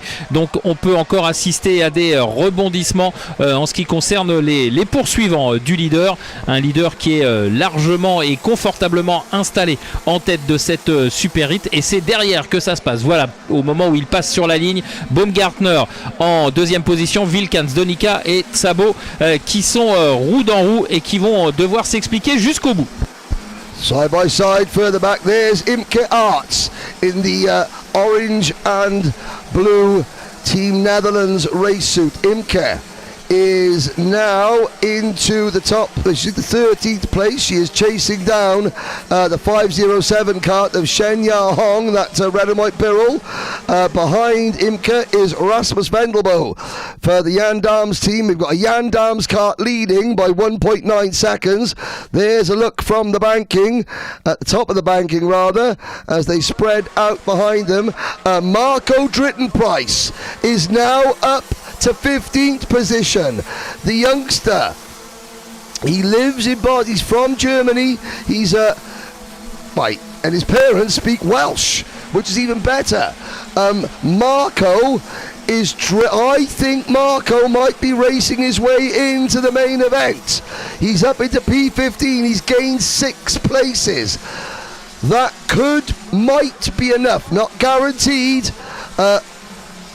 Let's see what he's very tall is Marco, but he's still very young, very inexperienced, but he's very fast. Is this enough for Drittenprice to qualify for the main event? We've got 30 seconds to go. Sam Canopes just putting on another masterclass.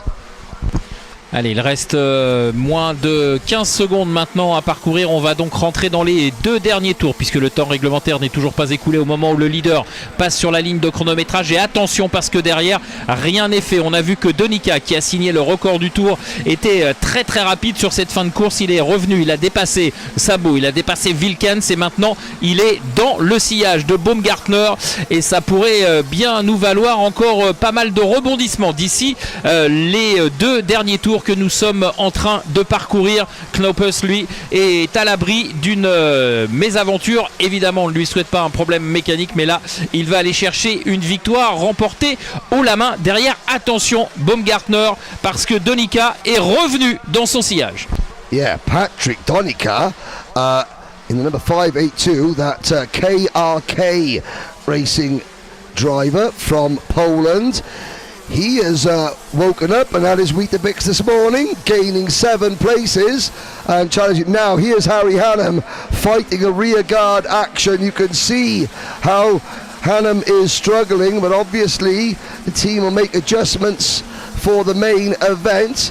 Can't give you the starting positions yet. There is Sam Canopes halfway round the final lap. He has been magnificent. Look at his driving style. He hardly looks like he's turning the wheel. The kart is set up just to his liking. The back end looks planted. The front end turns when he wants it to. And yeah, he's not making any extra effort behind the wheel. That is what you want your go-kart to look like. Casual look over the shoulder, under braking into Virage to Technopark. Great close-up view there from our WFR Live TV camera crew as Sam Canopes cruising home, and I mean cruising, slowing down there at the end to take the win. That's very, very impressive. Now, yes, Baumgartner second, Donica third, Wilkens fourth, Szabo fifth, then Hannum, Bazell, Schneider, Herberts and Ragnar Vieras. Then things get interesting. Marco Drittenprice up 7 positions to 14th place. Is that enough for Drittenprice? Wout Kirstjens up 5 places to 17th. Those are the 2 drivers who have potentially put themselves into the top 36 overall once the next superheat is complete. The drivers that'll be very nervous: Nicola Falapi down to 18th position, Jamie Smith down to 19th, Axel Huss to 20th. They are the drivers on the cusp. Is the live chat not working? Well, I've just seen your message, Esther Lamertink. So I believe it might be. I'm not. Am I getting your messages? Well, I know you're supporting Sam Canopers. We do have a few other things to look at as well, but we're just making sure that the WFR live TV team who are looking after the live chat and making sure that the comments are all correct, positive, and supportive. This is a global event. We like to call ourselves a family here in Rotax. Now I can see the Portuguese flags waving proudly, and yes, it is working, but here's some highlights for your viewing pleasure.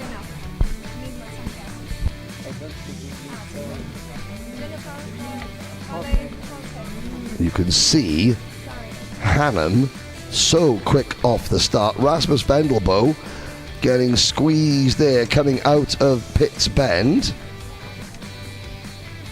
And yes, the Portuguese team in the van are representing. Baptiste Schneider getting elbowed out of the way. Baptiste was eventually finishing 8th position. Here is Patrick Donica. He was on a mission. And this is now Hannum's slide down the order to an eventual P6 finish. Vilcans using the curbs. Luckily that Sodi cart, the French built chassis, is made of tough stuff. So is Edgar's Vilcans.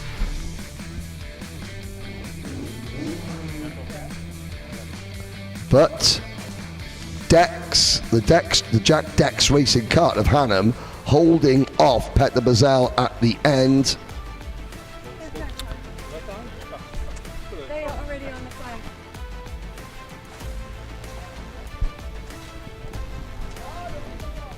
So that's one half of the DD2 field complete. Here is the second half. The mechanics have already cleared the grid. It's now down to the drivers. Once again, we'll have maybe a quick chat. There is a view. You can see Eric Chalice. Eric, we have... Yes. On est aux côtés du kart numéro 525 d'Hugo Dupont, en pleine concentration. Vous le voyez, Hugo qui est prêt à s'élancer. Il y a évidemment beaucoup d'intérêt. Et puis un petit peu plus loin, on a Antoine Barbarou. Alors Hugo, on va voir s'il est OK. Pour nous répondre 2 petites secondes. Ça va Hugo, comment ça se présente pour cette super manche? Bah très bien, on a chuté hier soir, donc cette super manche pour marquer le plus de points possible. L'idée c'est effectivement d'essayer de conserver les 4 premières lignes pour la super finale. Ouais, oui, ça serait le plus logique, mais on ne sait pas ce qu'il nous réserve. Allez, bon courage en tout cas, merci. On va essayer rapidement d'aller voir Antoine Barbarou, le numéro 502. Antoine qui est lui aussi en pleine concentration. Antoine, on le disait avec Hugo, cette super manche, elle va être évidemment décisive pour le placement pour la super finale. Ouais, bon après moi je pars un petit peu loin, donc le but ça va vraiment de remonter le maximum de place pour bien se placer pour la finale. Après on va voir, on va déjà passer le premier virage et puis voilà, on va se concentrer après pour le reste. Au niveau des conditions, on a vu que les conditions aujourd'hui étaient moins exigeantes qu'hier. Est-ce que ça a changé quelque chose au niveau des réglages du kart? Non, du tout. Ok, bonne course alors, bon courage. Et effectivement, on va surveiller ce premier virage.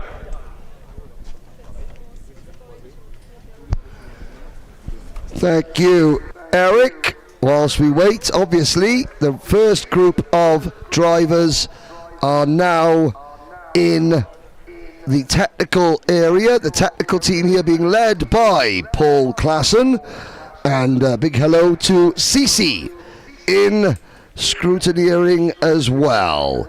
You can see Serge, the mobile cameraman there. Serge has got his guns out once again for the karting mums, and he's giving you the images that you're seeing on the dummy grid. Henry? Yes, Jen? Can you see on the second row Will Ellswood? I can, and I have seen him. Yes, so I just thought I'd mention Will because he was a little bit of a superstar Yes, he is. In the Rotax E20, which will make an appearance, of course, in Denmark and Sarno the week before the Euro. Yes, well, I mean, Could we entice him back? I think we should. Well, last night, whilst I was, how should we say, socialising at the bar in the hotel, I may have given a couple of cheeky predictions to somebody else, including a wild card podium for Will Ellsworth. Have I just put the mockers on him? Let's see the starting lineup. Jakob Bazell, Knut Nielsen, row 1. Will Ellsworth and Giorgio Amati, row 2. Hugo Dupont and P1 incoming, Ludovic Saboin on row number 3. Then Johnny Bravo, David Mastiakiewicz and Len Naish, Michael Racina and Antoine Barbarou, followed by Mika van der Pevert and Frederick Zebis. Behind Zebis, Leonardo Baccaglini, Jan Stiak. Okay, here now the drivers that are nervous. Row 8, Max Dexter and William Norbach. Row 9, Louis Tarotin and Gabin Desert. Desert, 36th in points at the moment. He and Tarotin are hanging on. The next 4 drivers, they're the 4 drivers with the best chance of racing their way in. Luca Costa, Nicolas Guillaume, Mats Overhoff and Matthias Najem. They have got to pick up places and hope that drivers just in front of them fall back. Daniel Quintero, Benjamin Unterberger are next. At the back of the field, Ricky van der Straat. I got a feeling for Ricky one time, this will be the last race for Ricky van der Straat in this competition. I don't think he's going to make the main event. We'll see what happens. Allez, ils sont dans la ligne droite de départ emmenés par Basel Jacob qui va donner le rythme. La ligne de départ est franchie. Oui, c'est validé par la direction de course avec l'entrée dans le premier virage. Basel qui se retourne pour voir qui est derrière lui. Et a priori, eh bien, ça serait Giorgio Amati qui était pas mal placé, le pilote italien qui était en deuxième ligne. A messy start at the back of the field. The leaders, though, all safely through the first 4-5 corners. There's Antoine Barbarou sending it high, wide and handsome. Didn't quite work as they feed their way out of turn number 6 through 7, 8, 9 and 10. Oh, one driver, huge airtime over the curb and bouncing into a Craft Motorsport kart. Wow, the 539 of Jan Stiak. Somebody booked the man an appointment with his chiropractor because he got more air than Michael Jordan. Allez, très bon départ pour le poleman Jacob Bessel. Will Ellswood est en deuxième position sur la ligne de chronométrage. Et très bon départ également d'Hugo Dupont, le numéro 525, qui a été pointé en troisième position sur la ligne de chronométrage. Malakiewicz est en quatrième position, Amati cinquième.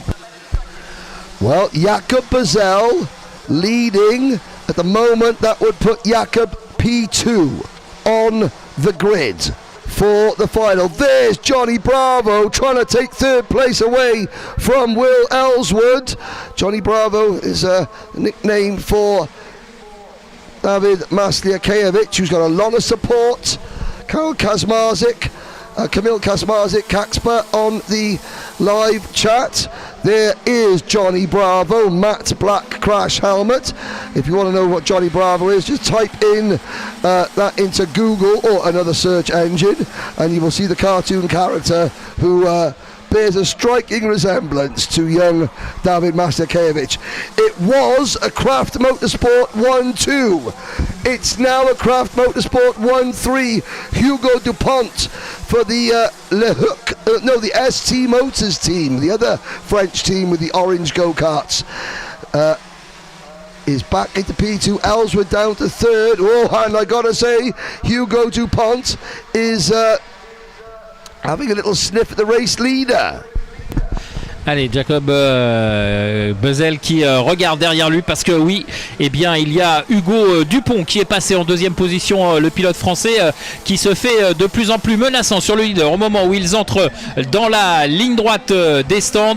On va voir ce que ça va donner à l'entrée du premier virage. Bezel qui ferme la porte, Dupont qui cherche, non pour l'instant qui maintient sa position parce que derrière il y a énormément de monde, donc attention à ne pas se rater. Dans ces cas-là, ça peut mal tourner, rapidement tourner à l'embrouille, comme ici Dupont qui est menacé par Ellswood. And you see Bezel defending all the way down the main straight. Hugo Dupont, he knew he couldn't just stay to the outside line because he's got Bezel's teammate Ellswood right behind him.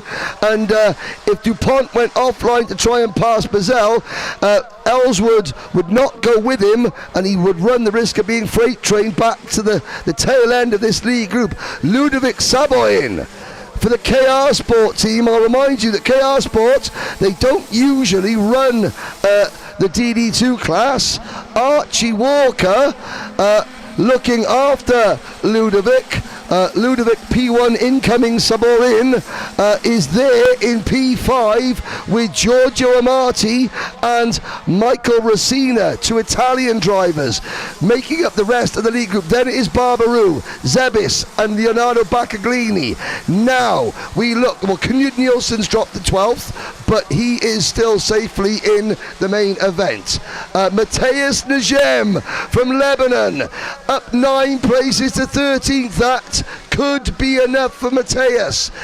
Gabin Desert up from 15 to 30. That is what he needed to do because he was right on the cusp. Going the other way, Louis Tirotin. As we look, oh, bit of 3-wide action there. Lovely.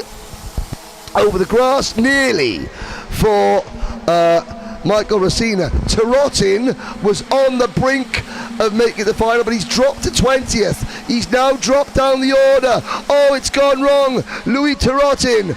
Is that out of the race for Tirotin? No, he's down to 32nd. That's game over as far as making the final goes for Tirotin. And I spoke a bit too early. Ricky one time is flying up the order. He's up 11 places at the moment as Saboin and Amati now battle. Allez, devant, c'est très chaud et accrochage dans le groupe de tête. Voilà, on n'est pas content là du côté des deux pilotes là qui se sont accrochés. Je le disais, c'est très chaud dans le groupe de tête. On a vu Hugo Dupont qui était prêt à attaquer le leader, mais qui après a dû défendre sa position. Et maintenant, ça s'est un petit peu calmé derrière Hugo Dupont, ce qui fait que les deux hommes de tête, Jacob Bessel et Hugo Dupont, ont pris quelques distances par rapport à leurs poursuivants. Et dans ce groupe de poursuivants, eh bien, il y a eu Baccaglini, me semble-t-il, et Frédéric Zebis qui se sont accrochés dans le banking, me semble-t-il, et qui de fait eh bien, ont perdu énormément de temps. Ouais, Frédéric Zebis là qui repasse seulement maintenant sur la ligne de chronométrage. En tout cas, c'est très chaud en tête de la course et ça continue parce que Dupont ne lâche rien et il met une pression invraisemblable sur le kart de Jacob Bezel qui doit résister. C'est un petit peu plus clair derrière puisque Ellswood est en 3e position et qu'ensuite il y a environ 1 seconde d'écart avec le 4e qui est donc Saborin. Now that incident that we saw up on the banking between Frederick Zebis and Leonardo Baccaglini, you could see how upset Baccaglini was. He is out of the race. He was 27th in points. That could be disastrous for Baccaglini. Zebis was 24th in points. They could have just eliminated themselves from the final. We'll have to wait and see. It's good news. That would be good news for Gabin Desert. Good news for Matthias Najem, who's now up to 9th. Potentially good news for Nicolas Guillaume. Potentially good news for Benjamin Unterberger, who is now up to 17th position. We'll have to wait and see. Jakob Bezel has got his hands full though with Hugo Dupont and Will Ellswood. Michael Racina in P4 has just set the fastest lap of the race, but Ellswood watching his teammate defend the race lead. We've got 3.5 minutes to go. Allez, ça s'est regroupé en tête de la course parce que évidemment Bezel protège les trajectoires, ferme les portes sur Hugo Dupont et dans ses manœuvres, eh bien, il a permis à son coéquipier Will Ellswood de revenir. Du coup, on n'a plus un duo mais un trio en tête de cette super manche DD2. Les trois pilotes qui vont s'expliquer. Il reste encore un petit peu de temps. Il reste un peu moins maintenant de 3 minutes à parcourir plus le tour supplémentaire. Est-ce que ça permettra Michael Rossina, qui vient de signer le meilleur tour en course, et bien de rejoindre ce trio? Ça semble être le cas parce que devant on voit bien que Basel Jacob est en train de défendre plus que de soigner ses trajectoires, et de fait eh bien on va se retrouver certainement avec 4 pilotes pour la victoire. Mechanical flag for Corentin Franchi. Rear bumper hanging off. He will retire. He wasn't going to make the final anyway. Now we got a 4-kart battle of the lead. Bezel understeering there into turn number 3. So look at the front tyres of Jakob Bezel's kart. He's got a case of push. That means when he turns in, the kart wants to go straight. He's got to be careful on the braking. There he goes. He slows down. He's got to brake earlier for the corner. Coming out of the turns, he's okay. He's just backed DuPont, Ellswood and Rosina up into each other. Now maybe Jakob Bezel tries to pull away. Here is the second, third and fourth place karts, the MKC Motorsports machine of Michael Rosina. So you can see Bezel looking over his shoulder. Ellswood trying to find a way past DuPont. At the moment, Sem Knoppers would start the final from pole position. Bezel would be second. Baumgartner and Ellswood on row 2. DuPont and Vilkans row 3. Schneider and Herberts would start on row number 4. Matthias Nejem is now up to P7. The experienced Lebanese driver, I am sure, has done enough to make it into the final. That is pretty much a certainty as long as he doesn't get any penalties, of course. Nicolas Guillaume up to 12th place. Gabin Desert up to 13th. They are looking good as well. Overhoff and Unterberger, they're also doing everything they can. Max Dexter, meanwhile, is going the other way, the double UAE Rotax Challenge champion. He's dropped to 20th. That could be nervous time approaching for Dexter. Allez, on a toujours cette bagarre en tête de la course derrière le leader, derrière Basel Jacob qui a repris un petit peu ses distances. Hugo Dupont a laissé passer l'orage. Il a bien défendu sur Will Ellswood, et Will Ellswood qui était un petit peu en train de se chamailler avec Dupont a vu revenir sur ses talons Michael Rossina qui lui a fait allez, on avance parce que derrière on a de la marge. Donc maintenant on se concentre sur le pilotage et on verra ce qui va se passer dans les derniers tours, mais ça semble avoir un petit peu calmé les velléités d'Ellswood, qui a compris qu'il fallait mieux d'abord soigner sa position pour ensuite peut-être s'attaquer dans le dernier tour. On va voir ce que ça va donner, parce que dans quelques instants eh bien Basel Jacob va rentrer dans son dernier tour et on verra ce que ça va donner pour les accessites. Mais pour l'instant Hugo Dupont est bien installé en deuxième position. The clock has struck 0. William Norback, who is running in 15th position, just sets the fastest lap of the race. You can see the battle between Ellswood and Rosina. Now Ellswood doesn't necessarily need to stay in front of Rosina to retain 4th place on the grid. Rosina just almost like looking across saying, what are you doing? And William Ellswood's like, well, I'm defending my position on the penultimate lap of the race, my Italian chum. And Rosina is still looking, well, you know, I've got to say, Michael, I know that you're very, very quick. You're probably quick enough, but Ellswood is entitled to defend. We are on the final lap, and this is for 3rd place. And here comes David Masiakevich. This maybe is what Ellswood wanted. He wanted Rosina to get backed up, because now Rosina has to worry about defence as well as offence. Out of turn number 6 we go. Jakob Bazel survives the onslaught. He will take the win. Hugo Dupont will take second. Not quite sure who's going to finish third, because now Rosina Masjakevich have been joined by Barbarou and the flying Mateusz Nagem into the final couple of corners. It's a win for the Czech Republic. Hugo Dupont P2, Ellswood third, no change of position, and now we watch some of the drivers that are nervous crossing the line. Overhoff 16th, in fact. Well, Overhoff on the last lap drops out. What happened? Oh, there's two drivers out of the race up at Virage de Technopark. One of them is Mats Overhoff, and the other, I think, is Mohamed Ben Amour, the Tunisian driver.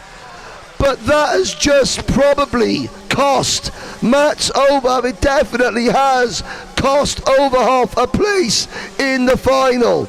The 2023 Rotax E20 Grand Final champion is out. He had raced his way into the top 36, and 2 corners from home it goes wrong. Out of the race, out of the final, out of the international trophy. Such is the cruelty sometimes of this sport, but it tells you how competitive this field is.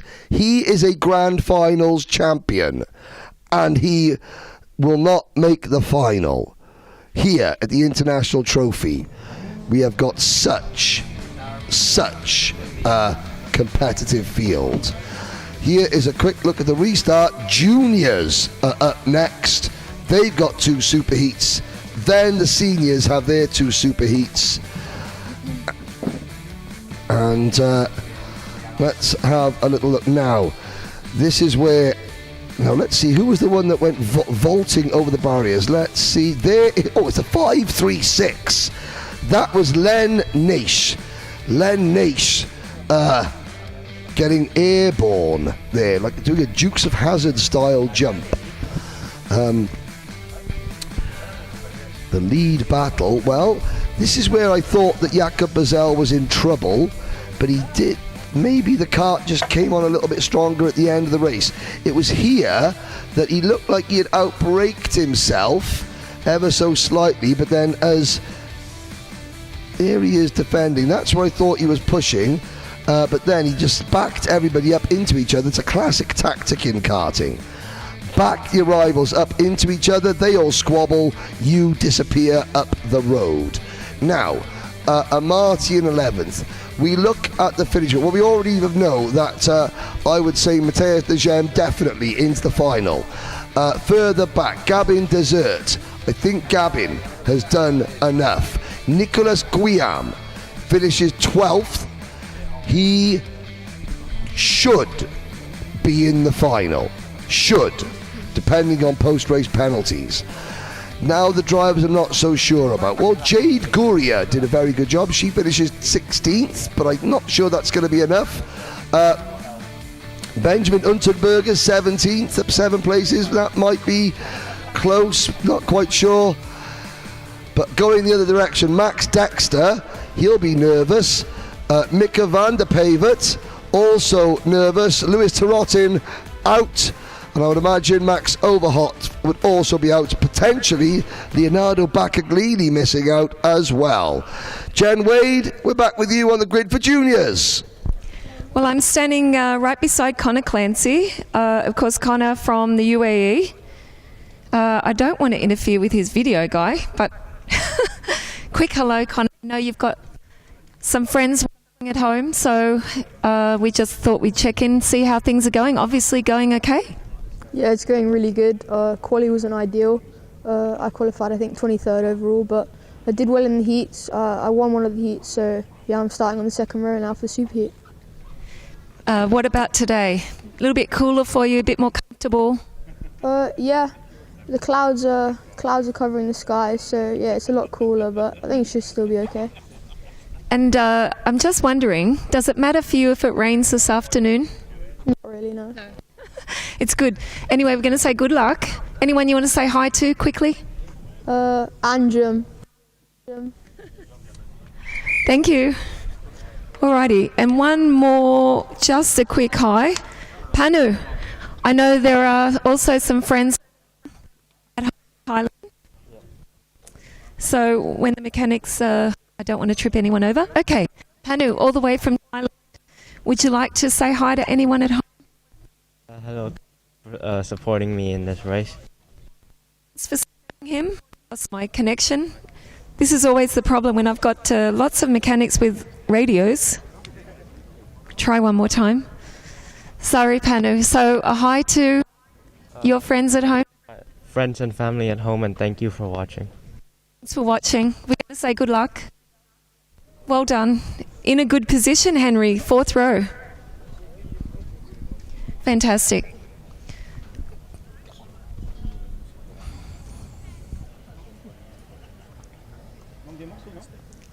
Pole position, Martin Roivers. Front row.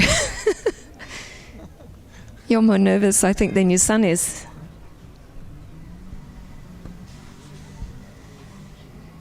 But a really good achievement.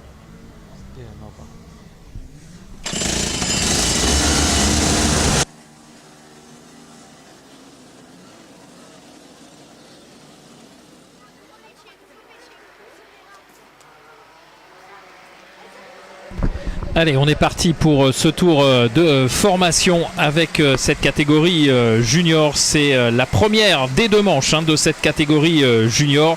On le sait, au terme de ces 2 super manches, eh bien, il y aura la moitié du plateau qui restera en tant que spectateur et l'autre moitié qui filera directement en finale. Donc évidemment que ça a tout un intérêt particulier et qu'il y a beaucoup d'enjeux dans cette première manche catégorie junior, avec Jérémy Revers qui va s'élancer depuis la pole position avec Kobakidze à ses côtés. Once again, 72 juniors. That'll be down to 36 at the end of these next 2 races. Roivers and Kobakidze, row number 1. Clancy and Ashcroft, row 2. Archie Lovett and Albie Lapper, row 3. Nanny Babs watching from a soggy Bromley. Don't know about your soggy Bromleys, Babs. Just keep cheering and smiling. Panustin Monkong and Sebastian Lusch are next. Lenny Robilo Lagash and Boris Verhaga on row 10. Now, we'll skip down the order a little bit. So, Albert Friend and Hugh Pecchion. Friend, a double international trophy champion. He and the driver from Guadeloupe are on the bubble. Vince van der Halen and Kevin Pollack, Savali Kogai and Nathan Laquiro are the next drivers trying to fight their way in to the main event, and we are off and racing. Roivers for the Kart Center Campilos team leads them through turn number 1, and in the middle of the pack there's issues. That is the number 253 of Harry Taylor, who was only on row 8. That could be disaster for Taylor, but both he and the number 291 kart, the 297 kart of Pecchion get going. So already 2 drivers who were in danger of missing out on the final unless they had a good result here are at the back of the field as Roivers leads Kobakidze and Ashcroft. Allez, Roivers qui s'est démené pour garder son leadership avec Kobakidze qui est derrière, qui tente de l'attaquer à chaque virage et qui pour l'instant échoue. Il reste en 2e position, mais c'est très très chaud dans ce premier tour avec le passage sur la ligne. Voilà, Kobakidze qui a finalement trouvé l'ouverture dans le dernier virage sur Roivers, et Ashcroft également en a profité pour passer. On termine ce premier virage avec Kobakidze et Ashcroft toujours en 2e position. And you can see, Roivers back the 3rd. Archie Lovett was trying to make a move, and now Lovett gets squeezed wide. That's 2 of his teammates. Look at the 3 Sam Pollitt racing karts, nose to tail. That would be Connor Clancy and Sebastian Lusch. Now coming up 2 positions, Clancy in the 294 kart, moving into what I believe is 5th position. Albie Lapper, well placed in 4th for Strawberry Racing. It's a Dan Holland 1-2. Now, Kobakidze, Georgia's first karting superstar has got the world number 1, Jacob Ashcroft, breathing down his neck. Ashcroft pushes Kobakidze away. Kobakidze does not defend. Roivers and Lapper side by side. Lapper gets squeezed a bit wide, and Clancy picks up 5th position. Lapper's on the anchors, just saves it. But now the number 236 of Sebastian Lusch goes through. Lapper now defending from Archie Lovett. Panustin Monkong is behind. Meanwhile, good teamwork from Ashcroft and Kobakidze, but don't count out Jeremy Roivers, the Spanish driver, closing back in on the 2 leaders. Allez, on va boucler un nouveau tour avec toujours Kobakidze aux commandes avec Ashcroft dans son sillage. Mais attention au pilote espagnol Jeremy Roivers qui est en train de revenir, de faire la jonction sur les 2 coéquipiers, et Ashcroft qui prend les commandes au terme de ce premier virage dans le 4e tour. On entame le 4e tour de course et Ashcroft qui prend les commandes devant Kobakidze, et Roivers, Clancy est 4e, Lusch est 5e. Well, Ashcroft takes the lead, probably sensing the danger posed by the driver in the black and red race suit, who is now past Kobakidze into P2. Ashcroft was like, sorry Mate, I pushed you away a little bit, but it's not working. Man's got to go, and Man has gone. Man is leading. Now, I live in South Wales, overlooking the Bristol Channel. Just across the Bristol Channel, which is an 11-mile stretch of water, is Weston-super-Mare, where Ashcroft is from. There's a big pier at Weston-super-Mare, and I would imagine it's absolutely bouncing at the moment as Ashcroft leads, Roivers second. Watch out for the 2 Sam Pollitt racing carts. In 3rd and 4th, Clancy and Lusch. Lovett and Albie Friend up to 7th place. So Albie Friend, who's had an up and down week so far, doing what he needs to do to secure a place in the final. Now he's got to try and keep it clean. Behind him is Albie Lapper, Vilmos Willisits, Lenny Robin-Lagash are next. Antoine Grisel from 23rd on the grid is up into 12th position. Could Antoine Grisel make his way into the top 36? Vince van der Halen and Adrian Canal also picking up lots of places. Sam Mott up 10 places to 20th. Sam Mott is the privateer driver, the only privateer I believe in this field, and he had his engine stolen from the paddock, yet he is driving the wheels off that privateer driver. Rain Racing Engines gave Sam Mott 2 motors to come here. Rain Engines, the Welsh engine builders, one of them is now in the hands of someone it shouldn't be, the other one is in the hands of a very, very capable young driver. And this week marks 30 years, almost to the week, that Sam's dad first came to Le Mans as a mechanic for the Le Mans 24 Hours. And Mott, he won't make the final, but he's giving it a damn good go here on his 1 remaining engine. Ashcroft, à 5 minutes maintenant du terme du temps réglementaire, vient de boucler un nouveau tour en tête, et derrière, eh bien, on a toujours Jeremy Roivers opposé à Kobakidze pour le gain de la 2e position, et c'est Lenny Robillot-Lagache qui vient de signer le meilleur temps, le français qui est actuellement en 9e position, qui vient de signer un 55-359, et à force de repousser les attaques de Kobakidze, eh bien, Roivers a permis à Clancy et Lusch de venir se joindre au duo qui se disputait la 2e et la 3e position. Et là maintenant on va avoir un match à 3 ou 4 pour les places d'honneur. 4.5 minutes to go. Harry Taylor recovering well, back up to 21st position. He needs to make a few more places up to be certain of a place in the final. I would have to say, Albie Lapper and Sam Mott back to 24th. Albie Lapper, has he just gone missing? Why has Albie gone off our timing screens? He's down to 34th. Now, that's not disaster. Well, it is, because he was up in the top 6 on the grid. He's still going to make the final, but he's going to be out of position. Also in trouble, Huge Pecchion, Guadeloupe, almost. Well, at the start of the day, Guadeloupe had a driver in the final. Pecchion down to 25th. That might not be good enough. Mott back to 24th. That's still a gain of 6 places. And Taylor now up to 19th. Maxim Kerwin, the only Kiwi in the field from New Zealand. He's 16th and battling for a place. But look at this on our screens at the moment. It is Mate Kobakidze and a trio of Sam Pollitt karts.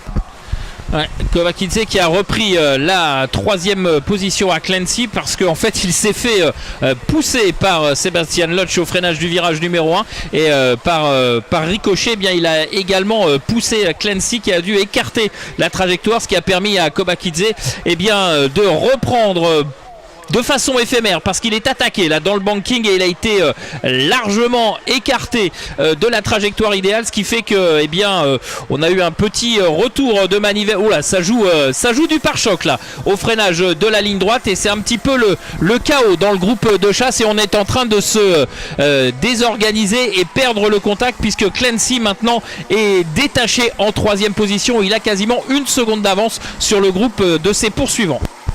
So there's some frantic battling. Sebastian Louche making a big dive onto the banking to try and pass Mate Kobakidze. Then there was a little bit of argy-bargy between Kobakidze, Louche, Lovett and Clancy. Clancy has escaped into 3rd position. The 2 leaders are nose to tail. Roivers would have pole position for the final. Ashcroft currently 2nd in points, but obviously we've still got half the juniors to go. Albie Friend in 7th place now just wants to try and avoid the chaos going on between Kobakidze and the Sam Pollitt Racing trio. Padustin Monkong, Vince van der Hallen, the number 228 kart, the Bouvan power driver, van der Hallen up into 8th place. That should get van der Hallen into the top 36. He was out of the top 36 at the start of this event. He's now in. Meanwhile, Harry Taylor is 16th. That's going to be tight for Taylor. Should, and I say should, be enough, but not guarantee. It's going to be a nervous wait for Harry and Dave Wooder, his coach, and the rest of the Harry Taylor team. Meanwhile, Sam Mott is back on the move, up to P8 on his 1 remaining engine. Well, at least the fuel consumption on the way back to Chepstow is going to be better for Sam Mott's dad, because there's not quite as much weight with 1 engine missing in the kart. That's not quite a silver lining, but this drive for Sam is a silver lining. We do hope somehow Sam gets an engine back from the Rotax world. Allez, il reste 2 tours. Ce sont les 2 derniers tours pour Jacob Ashcroft qui a vu revenir sur ses talons Jeremy Rivers qui est en train de lui mettre la pression. Pour l'instant, il attend, il n'attaque pas le pilote espagnol, il reste dans le sillage du britannique. Est-ce qu'il va tenter le tout pour le tout, sachant que au niveau du pointage intermédiaire, au niveau des points, eh bien l'espagnol s'adjuge pour l'instant la pole position avec cette deuxième place dans cette super manche. Va-t-il pour l'honneur essayer d'aller chercher Ashcroft? Pour l'instant, Ashcroft fait ce qu'il faut pour garder le leadership et l'on rentre maintenant pour les 2 hommes de tête dans le dernier tour et ils ont quasiment 3 secondes d'avance, un petit peu moins sur les poursuivants emmenés par Connor Clancy. And you could see Jeremy Rivers giving Jacob Ashcroft the signal, no, go, push. Roivers knows there's a bigger prize at stake. He's ahead of Ashcroft in points. No matter how these two finish, Roivers will be in front of Ashcroft on the grid for the final. Smart driving. The HRS, the Horner Racing Services engine, powering the kart of of Roivers, showing very, very good waft indeed. There's a big gap back to third, but Jacob Ashcroft underlying his status as the reigning Grand Finals junior champion takes the win. Thumbs up from Roivers. Who's going to take third? Clancy from Levitt, Kobakidze, Albert Friend, and what a drive from Vince van der Halen, the Belgian Mouvan Power entry. Races his way into the final, out of the top 36 at the start of this race, well inside it come the end. Lush, Steen Monkong and Owen Baroni, the rest of the top 10. Lars Lambers, Boris Verhagen, Maxim Kerwin and Theo Polakand, they're all safe. Vilmos Villasits, Harry Taylor 16th, that's going to be very tight. Should be enough. Robbie Lulagash also on the cusp, I would say. Then we have Nathan Laquiro, Gabriel Bonecci. I don't think those results are going to be enough. Kevin Pollack, 20th. Hugh Pecchion, 21st. He was 35th in points coming into this race, and he drops 3 places. Oh, Guadeloupe, if you're watching and listening, I know it's 6 hours behind, so it's the middle of the night over in Guadeloupe, but keep your fingers crossed. Albie Lapper, 26th, he'll still be there. Sam Mott, 25th. Mitanch Shaheen, 27th. We bid goodbye to Mitanch and Sam, but like I said, hopefully after cruel theft of your engine that someone fortune smiles on the only privateer in the junior class with the 6x4 easy up awning that sadly was robbed on Friday. We look back at some of the highlights. Antoine Grissel out of the race. He was doing so well. Savelli Kogai down in 33rd. Kogai will not make the final. Bulgaria's Gabriel Alexandrov will not make the final. It is cruel game sometimes. This was the battle between Kobakidze and the rest, but Ashcroft controlling things as they crossed the line. And now for some of these drivers, they will be crossing their fingers, their toes and everything else, because the second group of juniors are up next, and down on the dummy grid, Jen Wade is waiting to speak to some of the contenders. Take it away, Jen. Well, I've stumbled upon Boas Maximov. How are you, Boas? Yeah, I'm good.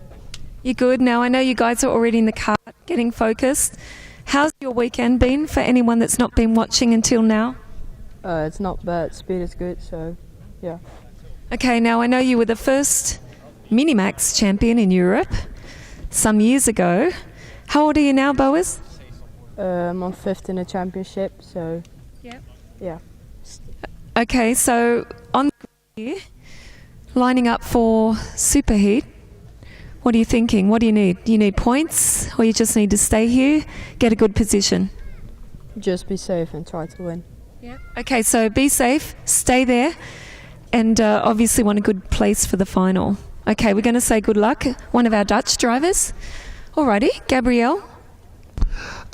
Jen, I just on the third row you've got Eva Morris from Dunkerswell to Le Mans. She was the fastest driver in qualifying. Yes. You've got Gabriel Canal there, the McDonald's sponsored driver, but yeah, let's have a look. Are we going to have a French or an English interview with Gabriel? Yes, perfect. No, he's French, but he speaks English. He's the race driver. Of course. How are you? I'm fine. He's fine, okay. What's it like to be racing at home against all these international drivers? Yeah, that's amazing to be here, and I just want to take the good choice in the race. I think it's fantastic. Lots of French drivers, but you're out here on the second row, so you've done a great job. Anyone you want to say hi to? Yeah, I, my family. Hi to his family. Thank you so much. Good luck, Gab. Alrighty, quick say hi to Eva, our pole sitter from qualifying. We're not going to leave that one down, are we? You got the trophy. Are you? Yeah, doing good, getting ready for the race. Yep. How has it been? I mean, yesterday the racing was a little bit difficult. It was really hot, but you're still here, third row in the superheat. So you must be feeling quite good. Are you nervous? A little bit, but I think everyone is. Yeah. You're okay.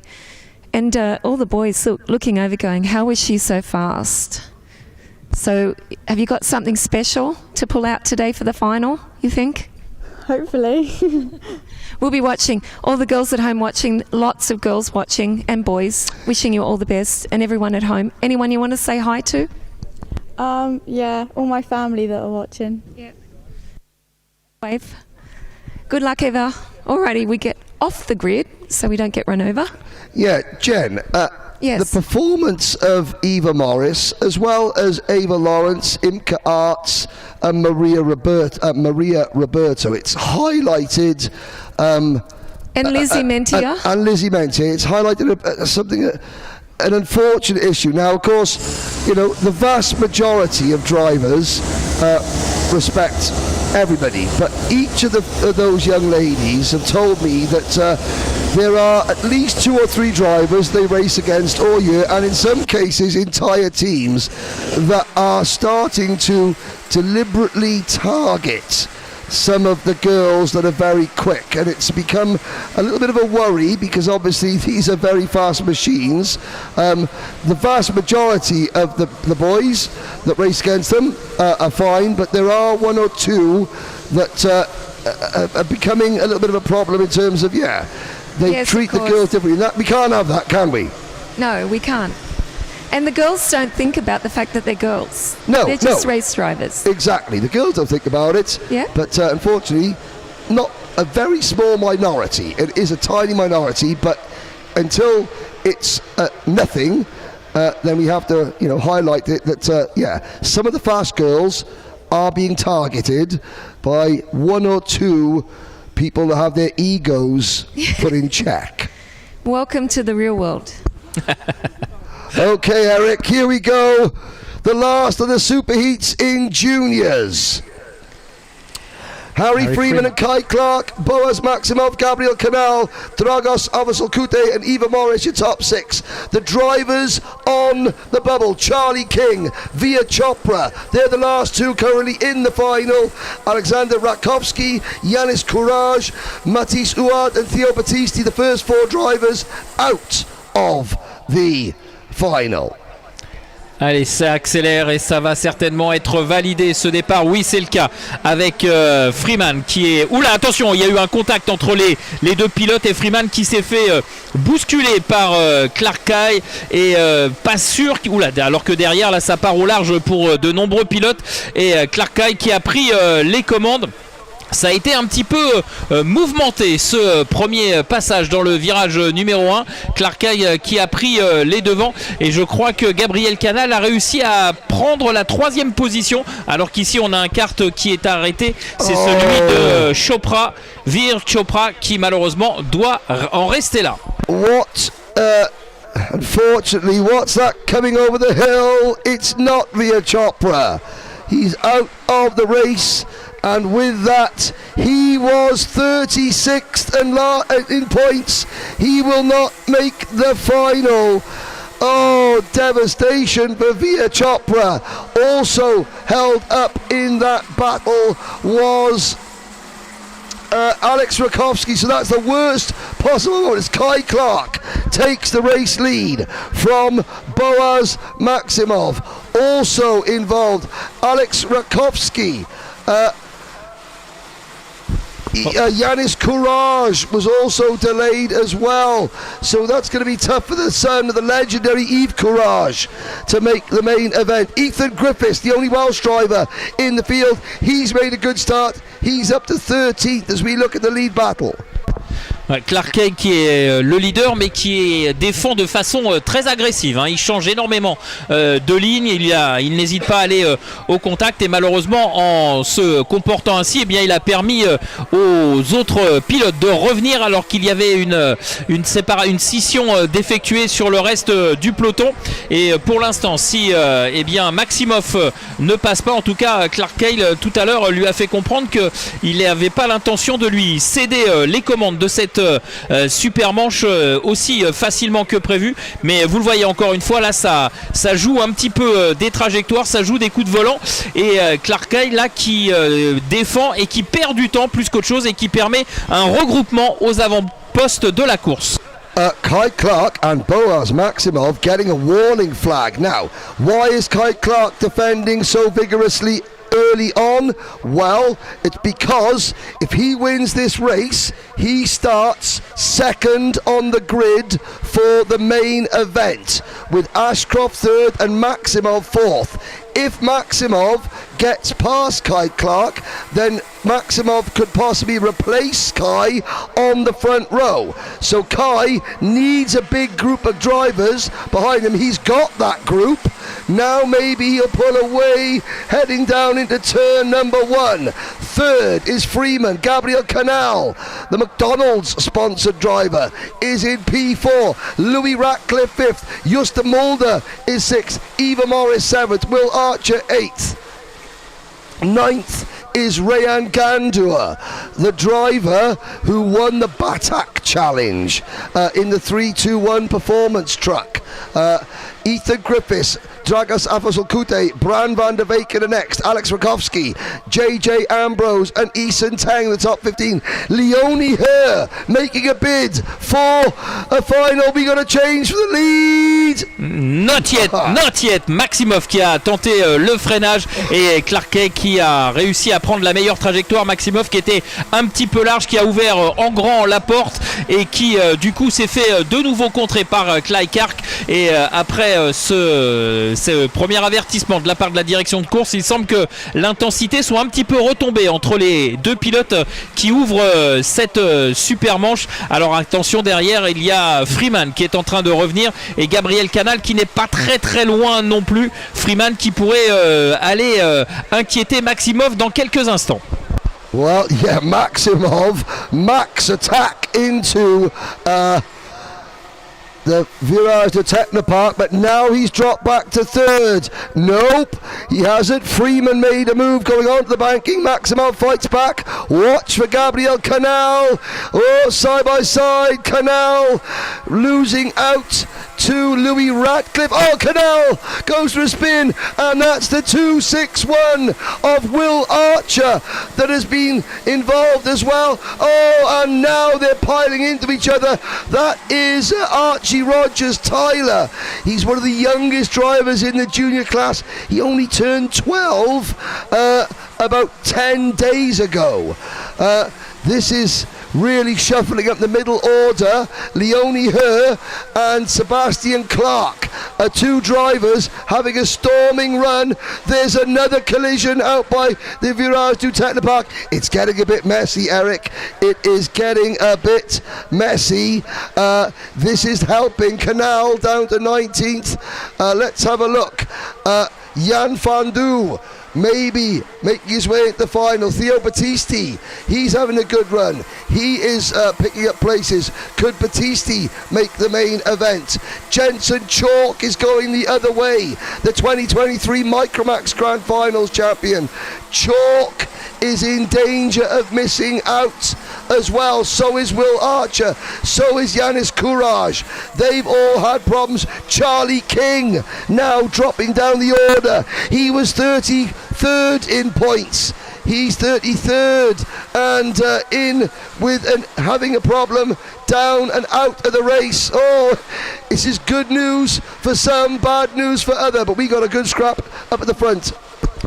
Clark Kay qui est maintenant toujours solidement attaché aux commandes de cette super manche et qui a dans son sillage toujours Freeman qui n'est pas très loin, le numéro 278, et Maximov qui se tient toujours en 3e position. C'est vrai que ce groupe de chasse a explosé lors du dernier passage dans ce dernier virage, avec notamment Gabriel Canal qui est parti à la faute suite à un contact avec un autre pilote. Ça a un petit peu dynamité le groupe de tête, et maintenant on se retrouve avec 4 pilotes qui vont se disputer la victoire. Il reste un tout petit peu plus de 4 minutes et un tour. And there, Kai Clark now defending from his own teammate, Harry Freeman. Why is he doing that? Because if Freeman passes Clark, that would put Freeman on the front row of the grid for the final, and it would put Clark back on row number 2, alongside Ashcroft. Freeman having a look at the high side. Freeman goes to the crossover on the banking. Third is Maximov. Maximov would currently start 6th in the final if things stay as they were, but I very much doubt that's going to happen. And look at Rayan Gandur. We have got 3 KR Sport Karts in the top 5. There's Eva Morris. Make that 4 KR Sport wagons in the top 6. Well, if they don't wipe each other out, Freeman takes the lead.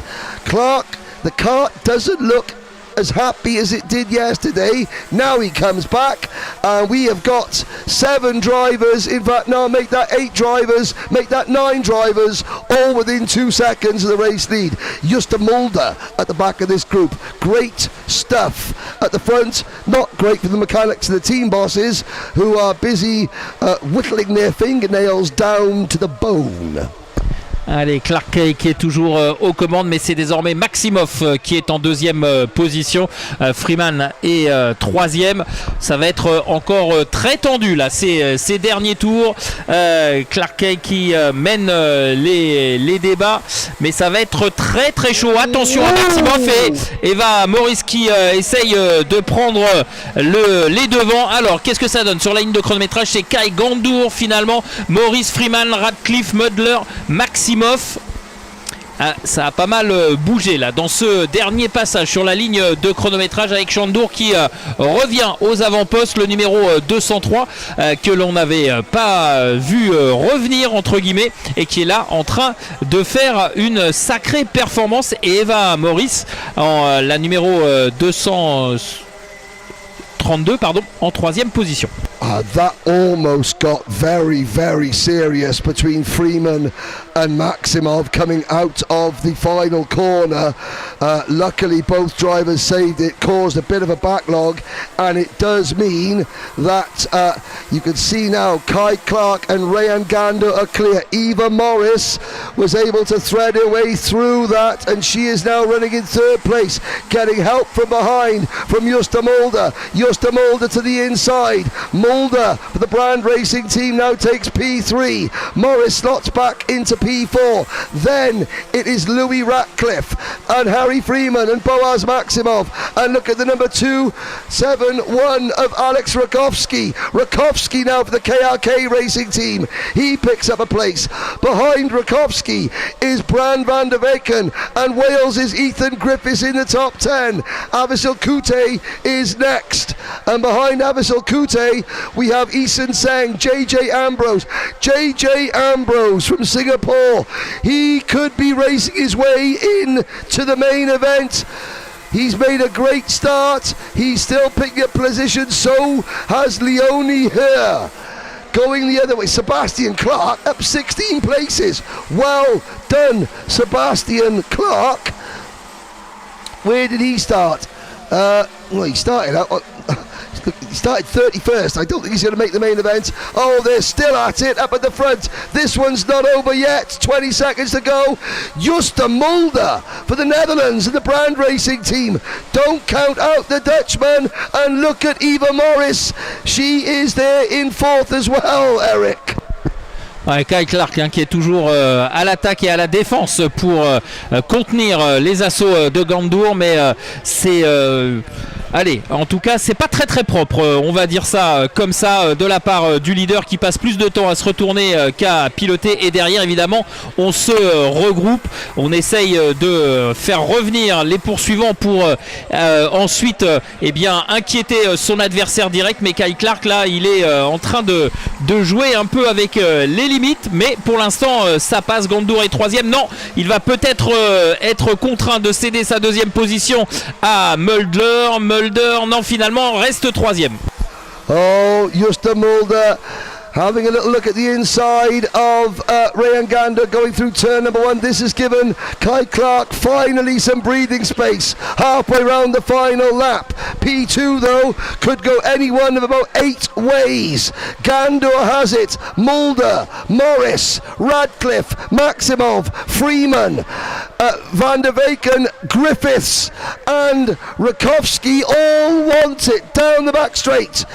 Kai Clark is going to take the win, and with it, a front row start for the final. Out of the final corner, Clark wins.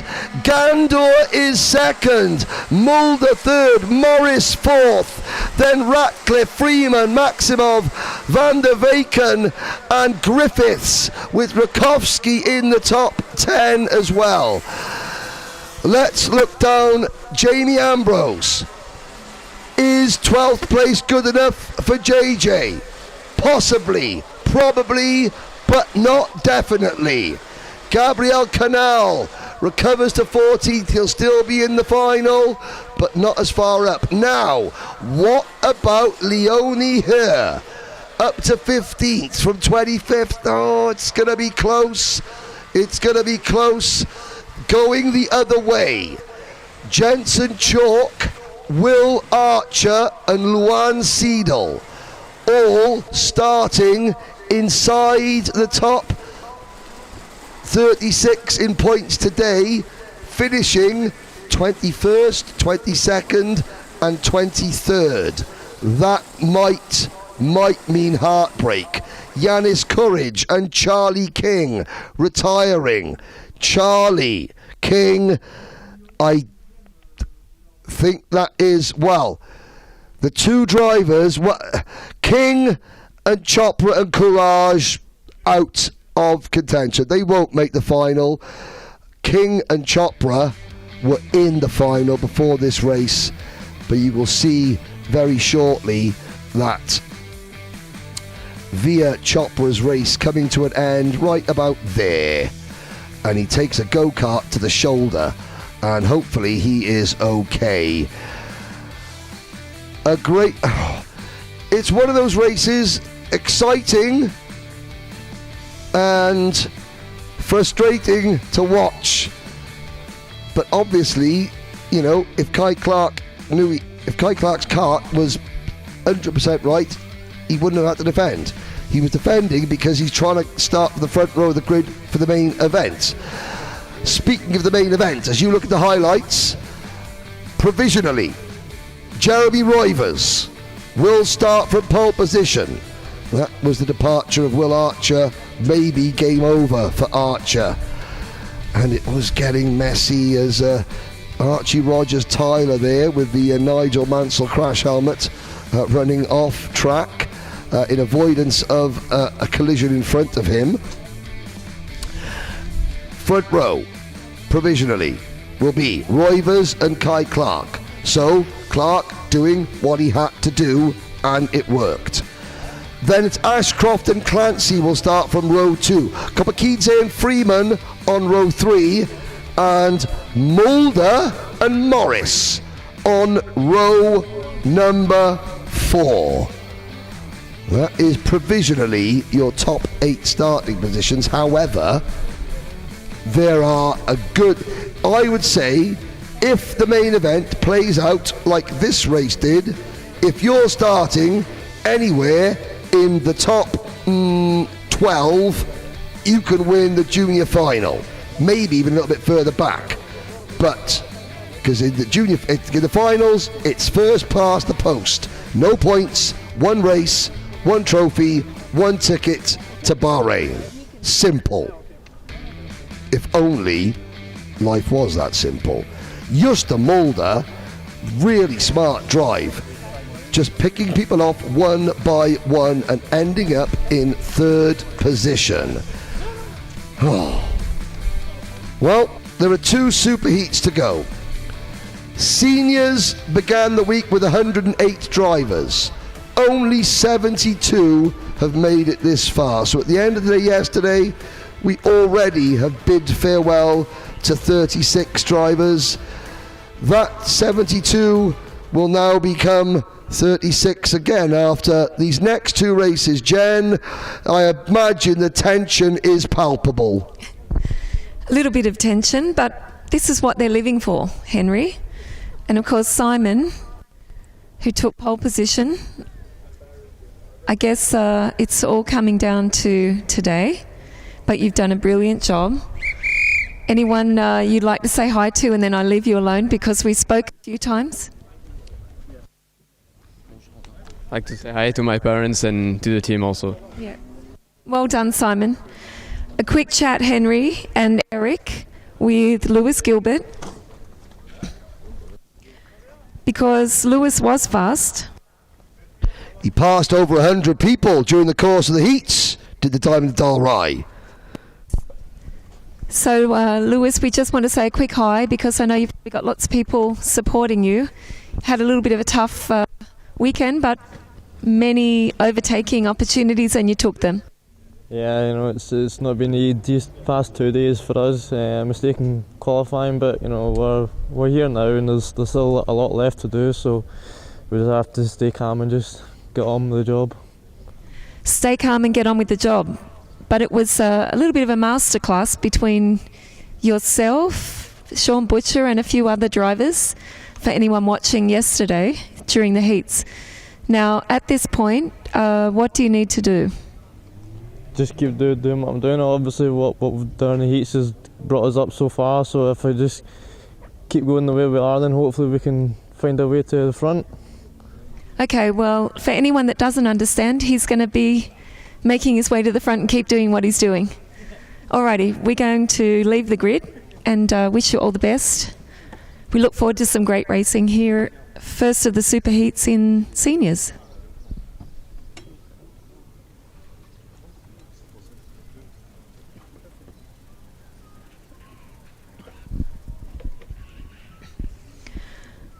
Alrighty, so as you said, Henry, this is it. We're down to 72 and we want to finish with 36.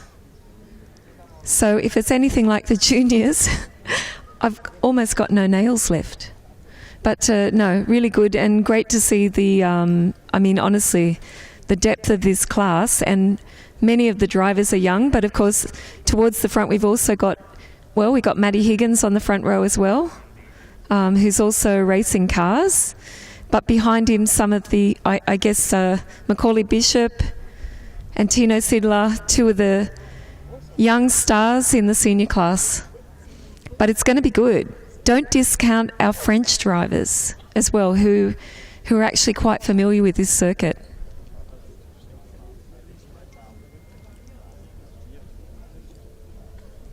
Noah Janssen also on the third row, one of our German drivers, mixing it up a little bit there.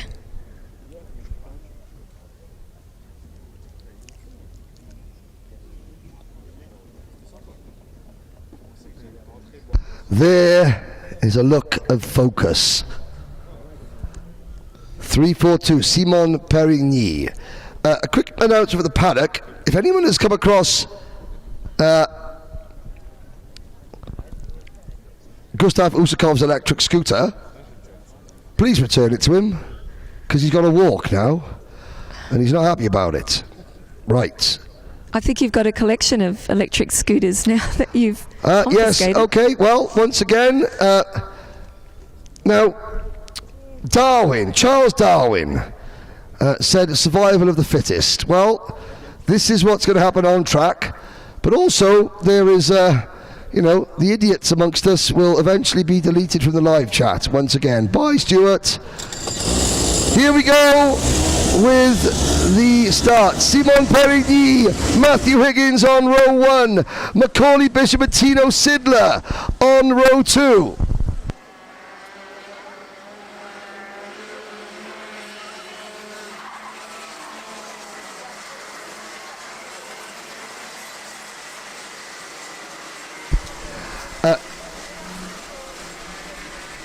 Lloyd Hare and Noah Janssen on row 3, Lewis Gilbert and William Antremus on row 4, Lizzie May Mentier and Oscar Guccio on row number 5. Now we go down the order. So, row 8, George Nassar and Alexander Lemaire, Rain Bourguignon and Lucas Schlegel on row 9. They're the last 4 drivers in the final at the moment. Out of the final, trying to race their way in, you have Roman Saleh, Flynn Fitters, Hugo Lacroix, Ruben Verheyen, and then Jan Pinto and Ollie Wise. Jan Pinto had made over 70 passes. Now, where is Lorenzo Giaquinto?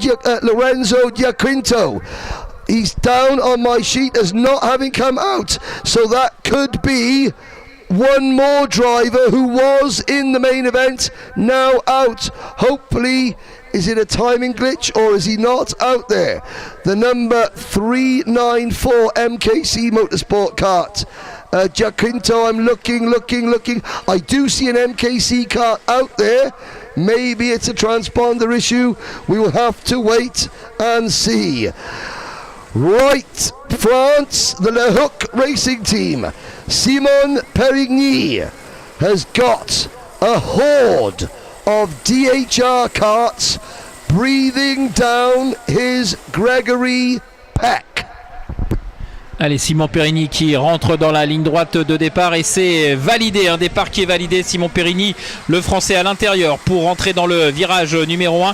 Et attention parce que derrière c'est très disputé avec Bishop notamment qui est peut-être en train de prendre la deuxième position. Le 368, oui, c'est Macaulay Bishop qui est passé deuxième et qui a pris le meilleur sur Matthew Higgins. Simon Perigny est aux commandes de cette première super manche senior. Oh, and at the back of the field, Hamza Al-Fayez is sent for a ride, the driver from Jordan. That will probably be it as far as Hamza's chances are of making the final. Out on the banking, we've got a great battle. New leader. Ouais, changement de leader en tête avec évidemment cette attaque sur Simon Perigny qui a perdu 3 positions là avec, on va le savoir dans quelques instants, et bien l'homme qui va boucler le premier tour en tête. Il s'agit de Macaulay Bishop qui passe en tête devant Matthew Higgins, Lloyd Hare et Simon Perigny est donc 4e. Yeah, Bishop leads Higgins and Hare. This has been a stand-out performance this week from Lloyd Hare. The least experienced front runner in the senior class for the Dan Holland Racing Team, I have to say. He has driven very, very quickly and been very, very smart. He has just known, and there is a rear bumper issue there. Well, not an issue, but I mean, it's bent up a little bit for the 350 of, let me see, that would be Lizzie May Mentier.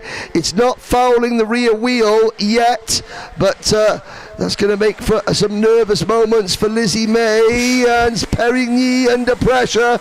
Look for the 341 of Hare. Here comes Lewis Gilbert, the Diamond of Dalray shining once again.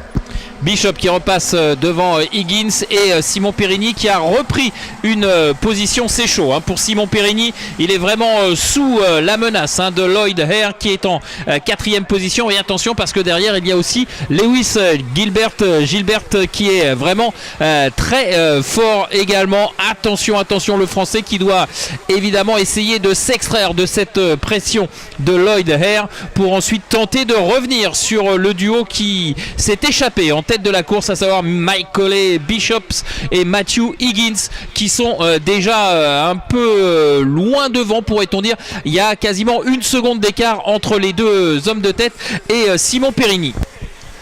Perigny has to maintain composure now. The lone Frenchman surrounded by British drivers. Noah Janssen there for the 3G team. The German driver in the Tony Kart with the pink and black colours on it. But up at the front, Bishop and Higgins have pulled away. Now this result would put Matt Higgins back in front of Simon Perigny in the point standings, but it would be very, very close indeed. If Perigny, well, he's third at the moment, he would be on 307 points, Higgins on 310. Now Lorenzo Giacinto is out there, but his transponder is not working. There's a move from Lewis Gilbert on Sidler, I think, for fourth place. Or was that Lloyd Hare? It was Lloyd Hare. Watch for Tino Sidler, the Swiss driver. He was incredible on Thursday. Had a bit of bad luck in his last heat yesterday, but he's possibly one of the quickest drivers here. As Higgins said to Macaulay Bishop, right, go, go, go. Let's not fight, let's clear off. Allez, Bishop Higgins qui roule de concert bien évidemment, et Simon Perigny toujours troisième. Et attention, parce que Lewis Gilbert vient de passer en quatrième position. Il a pris le meilleur sur Lloyd Hare, et là il se fait très menaçant sur le français, on l'a dit, hein. Gilbert qui est quand même très très rapide. Il l'a démontré hier lors des manches qualificatives. Pour Simon Perigny, ça va être compliqué. Et attaque de Gilbert au bout de la rectiligne, et c'est passé pour le pilote britannique sur le français. Maintenant il faut peut-être pas répliquer tout de suite pour le français, tenter de continuer de creuser l'écart, parce que derrière il y a quand même un paquet de furieux qui essayent de revenir, emmenés par Lloyd Hare notamment. Now, as we watch the lead battle, or the lead pair, let's have a look at the drivers fighting just for a place in the main event. Rayan Bourguignon doing well. He is up into P12. That should be good enough if he stays where he is. Lorenzo Giacinto, 13th place. That should be good enough. Manolo Sondin up from 25th to 15th. Oh, he was a little bit far back at the start, but if he could gain another half a dozen places, that would make it interesting. George Nassar, 16th. He's going to be on the cusp. Lucas Schlegel, 17th. He is going to be there or thereabouts. Matthew Daverne slipping back to 18th place. Has he got enough of a points buffer to keep him in the top 36? Possibly right at the moment, but he doesn't want to lose any more places.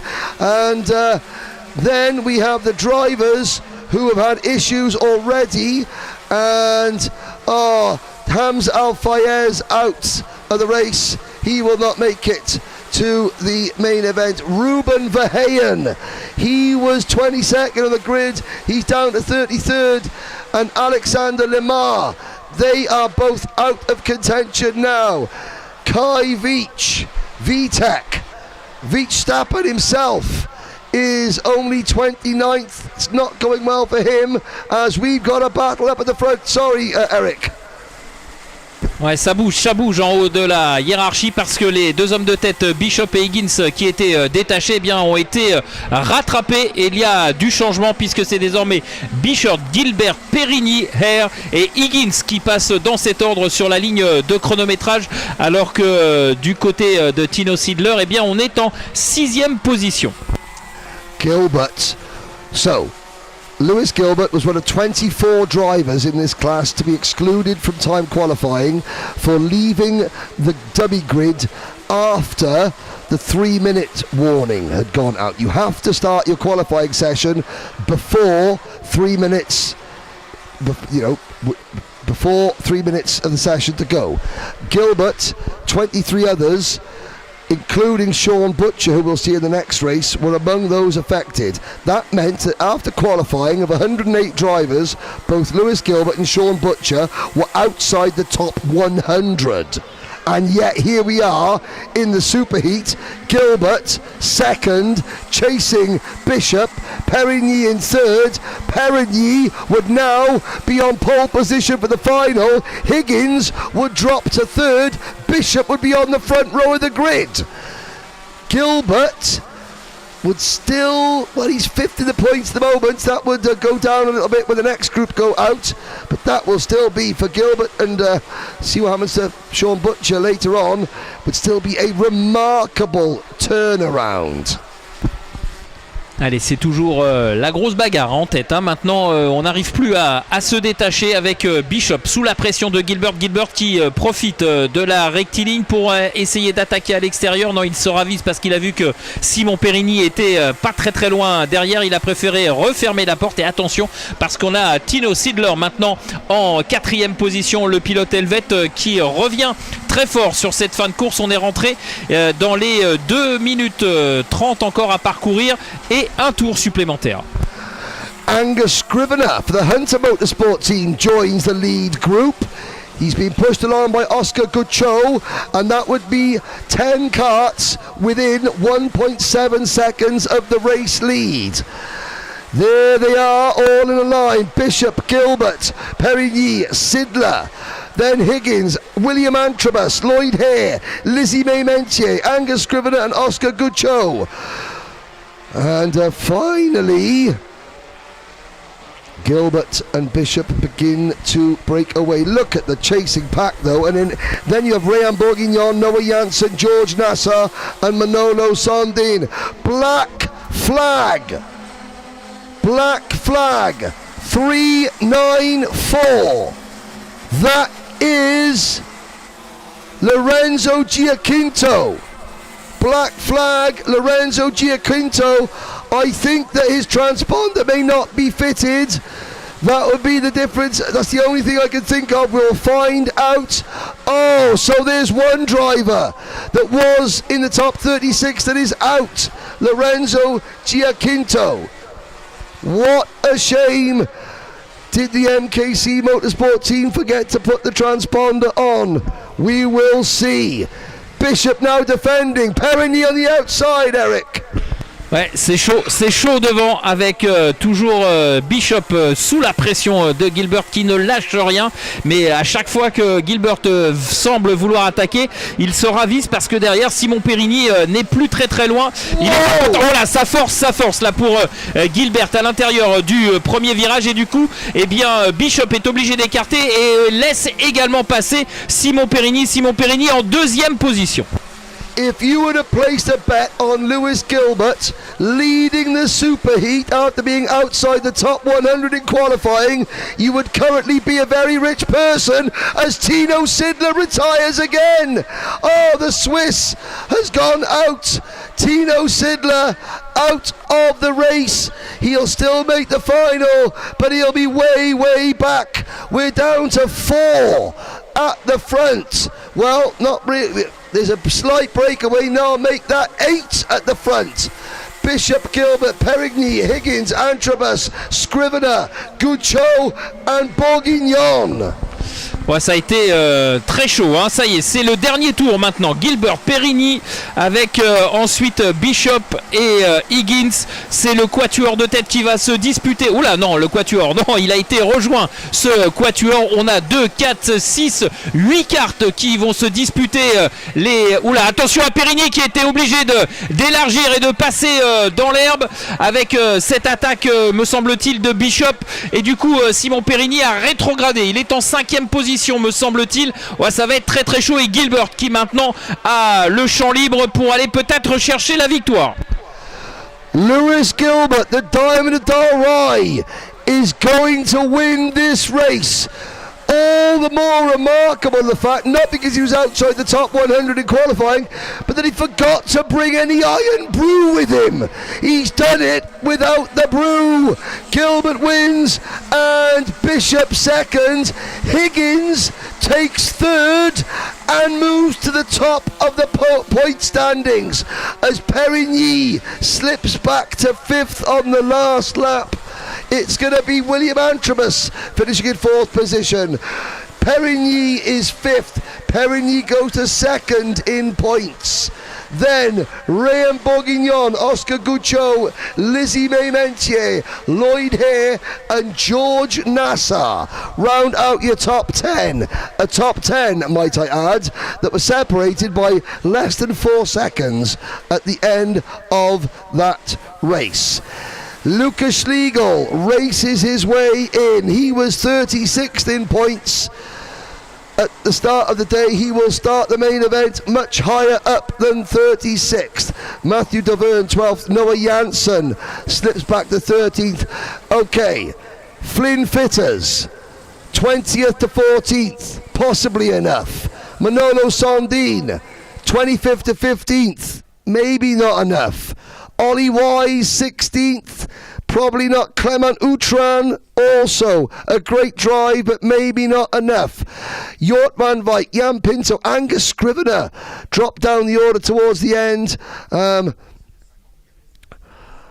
Scrivener should still be in. Lacroix, Munier, Saleh, Owen Neve, Gabriel Jimenez Serrano and Kai Verstappen. Ruben Verheyen out. Alexander Lemar, I think, has probably raced his way out of the main event, going from 16th to 28th. Likewise for Lorenzo Giacinto. The question is, how far down the order will Tino Sidler fall? That's Lloyd Hare on the replay, the highlights, getting sent to the outside the final corner. And another hectic race. This could have been major. And Bishop at the last minute, just giving Gilbert enough room, gets a nice black Mojo scuff mark all over the side pod of Bishop's car. And that, Perigny and Bishop coming together on the final lap. That's what gave Gilbert the advantage he had at the end. Now, that's one driver who was outside the top 100 after qualifying, winning a superheat. It's not beyond the realms of possibility that in this next race we will have another driver who was outside the top 100 after qualifying, winning this superheat. Jen Wade, Sean Butcher, Tom Langlois. Two drivers who have gained so many places. 126 places gained for Sean Butcher in 5 9-minute heat races. That's it. And Sean Butcher standing there quite composed as usual. He's quite calm. Tom's looking at me like, don't talk to me. I won't talk to him, I'll just talk about him. No, talk to him. It's been brilliant. He's a professional racing Really driver. has. Shove a microphone under his nose. I know and tell I him to used speak. that word quite a few times, but yesterday the racing, fantastic. And of course we expect that of him, to be at the front of the grid. And we talked to Lewis Gilbert in the last superheat. He said we just have to keep doing what we're doing. And of course you see what he did. Sean Butcher is also up there, probably like you say yesterday with Tom. A little bit of a masterclass for anyone that was watching. Actually, the juniors should be watching. And let's see, who have we got here? Danny Shields under there. I'm looking because everyone's got their helmet on. How are you, Danny? Yeah, good. Yeah, good. Okay. Now, you've got the British flag, but you are based mostly in the UAE. With a lot of the drivers here. Of course, it's summer over there, so it's a little bit hot to be racing, but you're often over here and also in the UK. What's it like being in Le Mans racing? Yeah, it's great to be here. Great to be where I am now. Too hot in Dubai to race, so racing here in cooler weather's way better. A little bit more grip here or about the same? A bit more grip yesterday, but probably today about the same. And this is a relief, I think. It's been really hot. Yesterday we were all melting. I don't know how you guys were in the race boots, but it was really hot. I was all right, to be honest. I'm used to it. Okay, well, we're going to say good luck and move a little bit further to the front of the grid again. A little bit of nerves, I feel. but a strong contingent of French drivers. Sean Butcher, how does he keep his race suit so white? Sean, is that like a new race suit every time? No, not every time. Not every time. But the guys at Pure Wear look after me, so big thanks to them. Because you always look like whiter than white. It's fantastic. See, he keeps his... But this is a new one or almost new? Yeah, almost. Started this year. Yeah. Anyone you want to say quick hi to before we run off the grid? Yeah. Hi, everyone. Everyone. Okay, all the fans. And Tom Strell on the front row. Lewis Goff we didn't speak to, but good luck, Lewis. Okay, I think we can cut the air with a knife. With a knife. That's the key thing, because this is the moment where the drivers are all left on their own, Jen, and when the engines fire, there's this great explosion of noise, isn't there?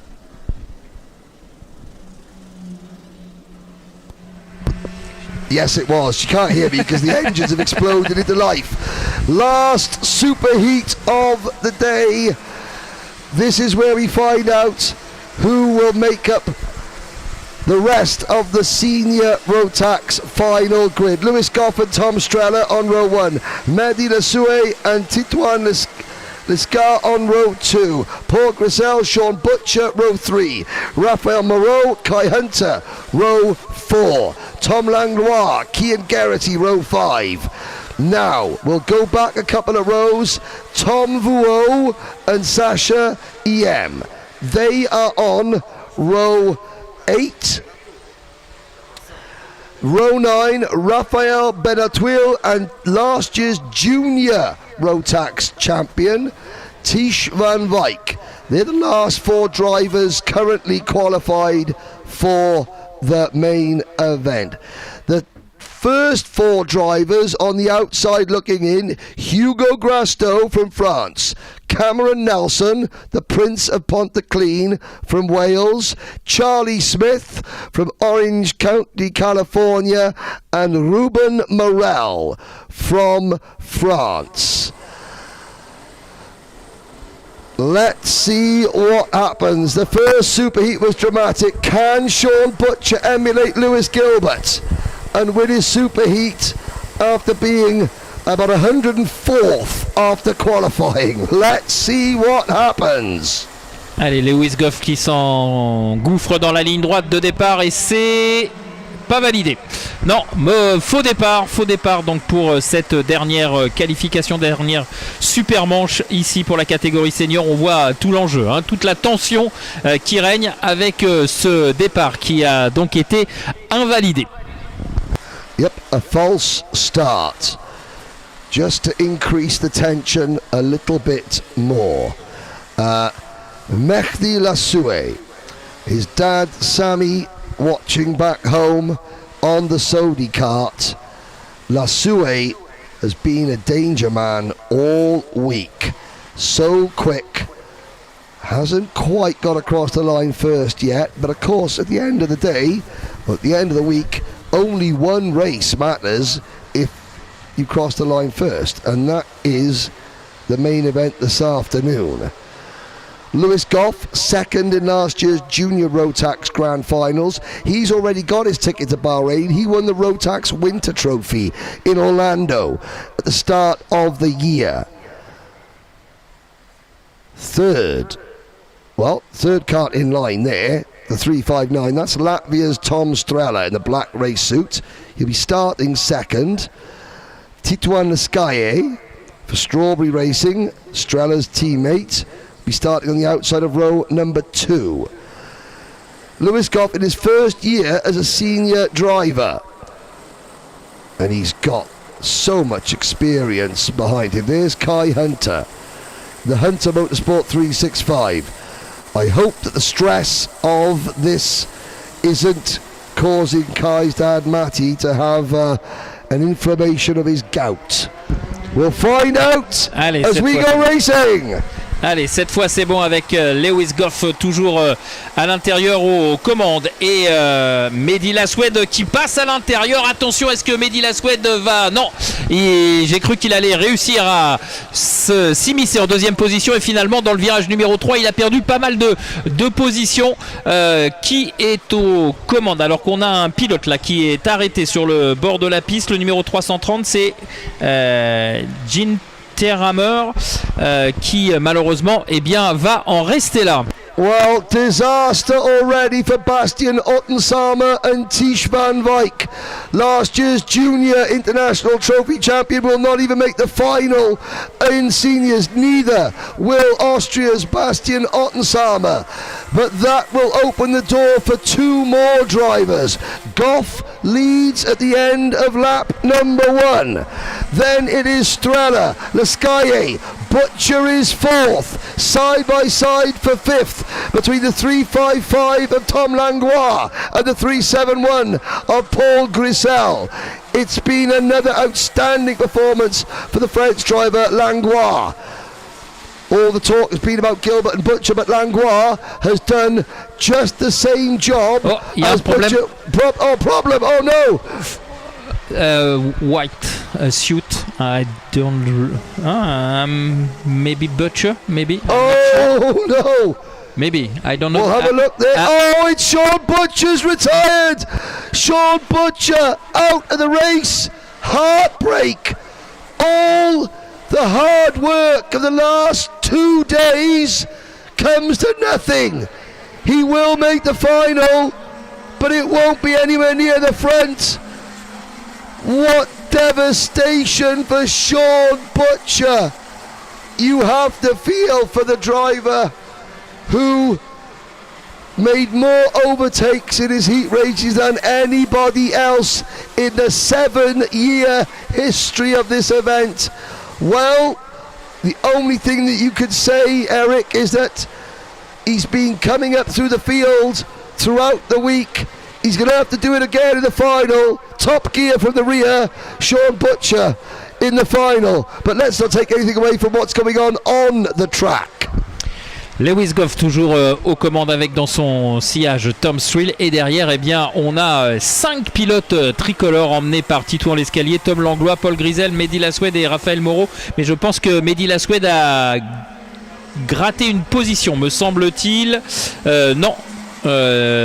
Si, et on a les Baptiste Levezac qui malheureusement a perdu énormément de positions et ça se regroupe en tête de la course avec Lewis Goff toujours sous la pression de Tom Strill et Titouan Lescalier en 3e position qui emmène dans son sillage Tom Langlois et Paul Grisel. So Goff, Strella, Lescaille, Langlois, the chances of a driver winning this race from outside the top 100 in qualifying is still on as Tom Langlois moves into P3, passing Lescaille. Lewis Goff leads now. There is the 371 kart of Grisel passing Lescaille.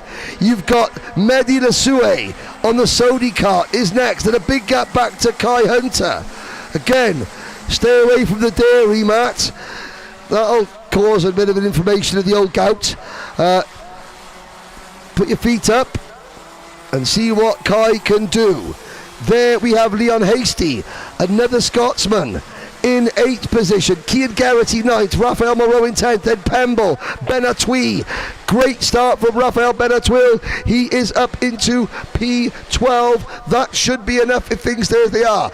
Sebastian Koch and Nolan Lemore, 13th and 14th, trying to make their way into the main event. Is it going to be enough? They'll need to pick up a few more places, I am sure. Charlie Smith is 16th. He's gained 5 places. Will we have an American in the main event? Here we go. Battle is on at the front. Tom Strills qui est passé en tête aux dépens de Lewis Goff qui prend donc la deuxième position, et derrière on a toujours le quatuor de pilotes français, alors que Mehdi Laswed est en train de rentrer sur le groupe de tête. Ça y est, il a fait la jonction, le pilote du kart numéro 326. Alors maintenant il va falloir voir ce que sont capables de faire Tom Langlois, Paul Grisel, Titouan Lescalier et Mehdi Laswed. Voilà les 4 Français qui ont une chance quand même d'aller chercher un très bon résultat. Il faut prendre le meilleur sur Tom Strill et Lewis Goff maintenant.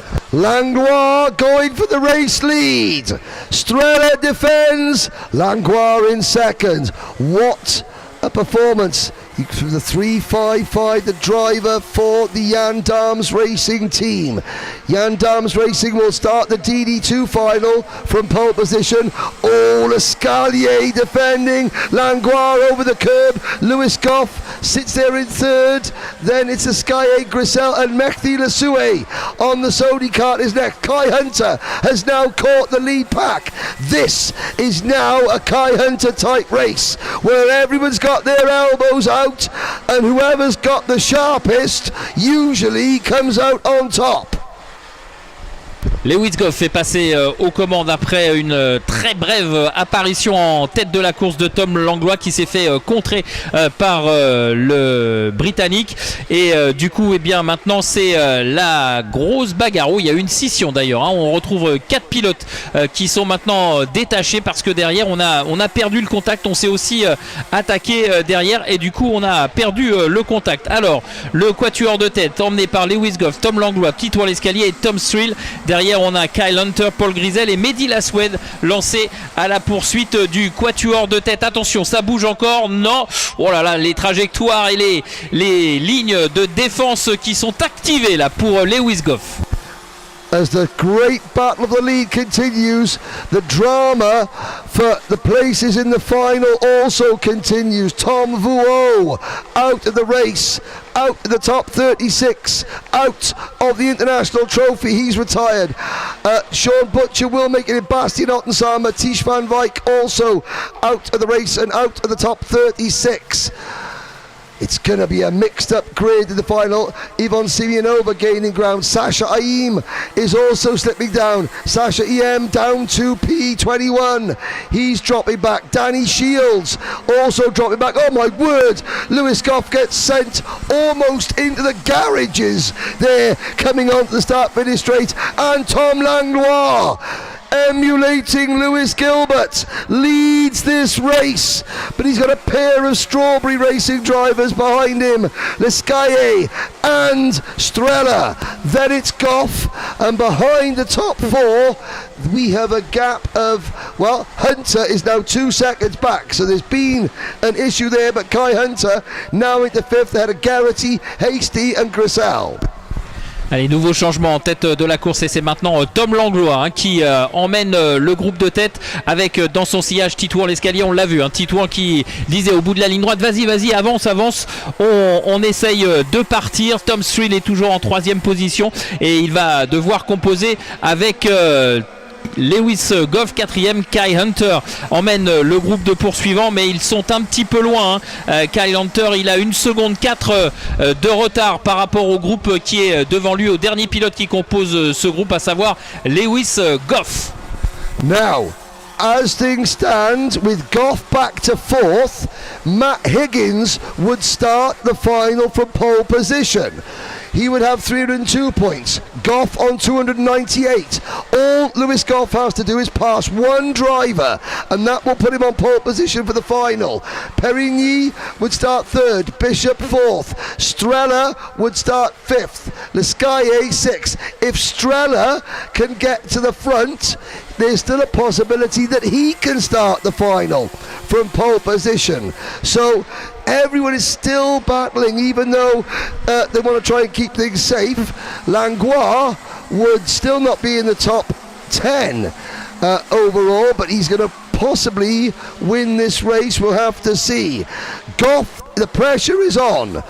Do you want to start 2nd or pole? Well, there's an easy answer to that question. Obviously, he has to get past Strella, who also has eyes on pole position. You get 1.5. So there's more points available for this race than there was in the heats. So each position matters that little bit more. As we've got 1 minute to go, Langlois defends into virage du Technopark. Allez, Tom Langlois toujours aux commandes, hein, sous la pression malgré tout de Titouan l'escalier. Et derrière, on retrouve toujours Strill et Goff roue dans roue. Gerhardt essaye de combler ce retard, mais comme devant, on reste relativement sage au niveau des attaques. On soigne les trajectoires parce qu'on veut s'expliquer à la régulière. Attention derrière à Lewis Goff qui se montre un petit peu plus pressant maintenant sur Tom Strill.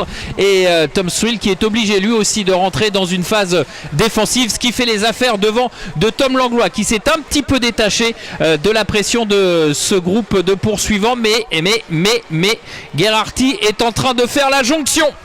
Yep, here comes Kian Garrity, bringing Kai Hunter and Mehdi Lassoue with him. 10 seconds left on the clock. I believe the clock will strike 0 before Langlois gets to the line. 3, 2, 1. Last lap board goes out now, and suddenly 2, 4, 6, 7 for the race lead.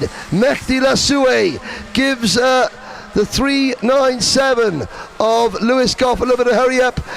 Goff has now dropped to third in the points, so Simon Perigny, he would start on the outside of row number 1. They thread their way out, but Tom Langlois, what a duo, Gilbert and Langlois. I will say, I was busy saying on circuit commentary on Wednesday, don't forget, qualifying is the most important few minutes of the entire week. Is it, heck, when you've got a wagon as fast as Butcher, Gilbert and Langlois, who is about to take the checkered flag. Another fantastic back-to-front win in Senior Rotax. Well done, Tom Langlois. Voilà, victoire de Tom Langlois devant Titouan l'escalier, un doublé tricolore. Tom Strill reste en 3e position, Etienne Gerhardt termine 4e et Kai Hunter 5e. Lewis Goff termine 6e, Mehdi Lassoue 7e, Leon Nasty 8e, Nolan Lemeray 9e et Paul Grisel 10e, ce qui fait que logiquement on devrait retrouver sur la première ligne Higgins en pole position et Perigny à ses côtés, Bishop et Strill sur la 2e ligne, Goff et l'escalier sur la 3e. Mehdi Lassoue partira de la 4e ligne avec Gilbert à ses côtés. Exactly. How quickly can things change? Lewis Goff fall into 6th position. That, at one point, Lewis was due to start the final from pole. He will now roll off the 3rd row of the grid. As you look at the results on screen, the final, the provisional starting lineup for the main event. Higgins and Perigny, row 1. Bishop and Strella, row 2. Goff and Lescaille, row 3. Lassoue and Gilbert, row 4. Now, how about the drivers that we may or may not see again? Nolan Lemeray, P9 for the 2023 International Trophy Champion. That could be enough. Charlie Smith up to 13th. That could be enough. Vivian Guillaumet from 24th to 11th, that could be enough. This is where Tish Van Wyck's chances ended. As we watch the battle unfold, there is Tom Strella and the battling there. Langlois aggressive on Strella, backing the field up. Cameron Nelson, 15th position, the pride of Ponteclean. I think he might scrape in. Oscar Lambert, well done Oscar Lambert, finishing 17th, but I don't think that's going to be enough. Yvonne Simeonova finishing 20th. Unfortunately, the Austrian lady won't make the final. Sasha EM dropping to 22nd. I think that could rule him out. So we're going to get Raphael Benatwil should be in. Danny Shields will be in, but towards the back.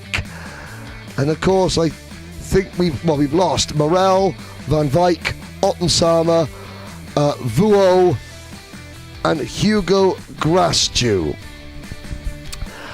Eric, what a morning. The heats, the super heats are over.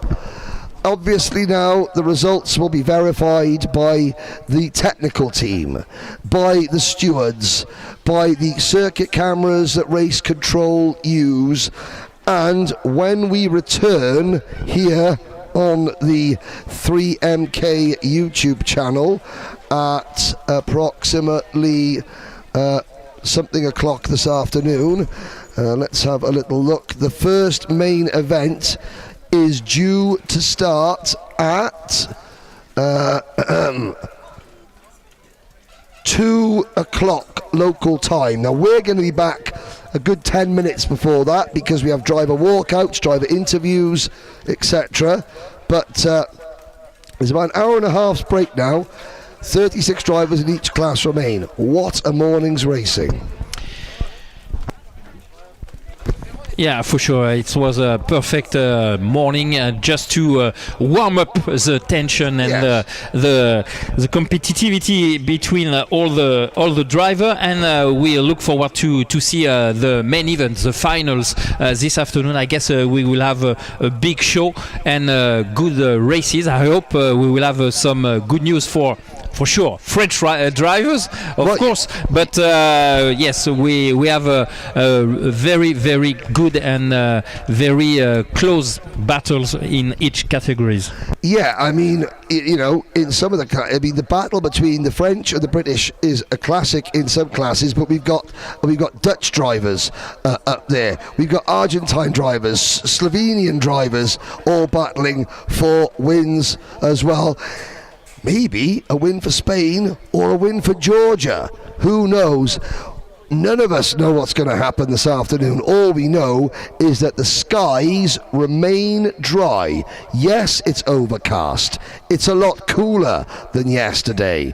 But as the temperature cools, the action on track has heated up. Eric Sellis takes one final look at the weather app.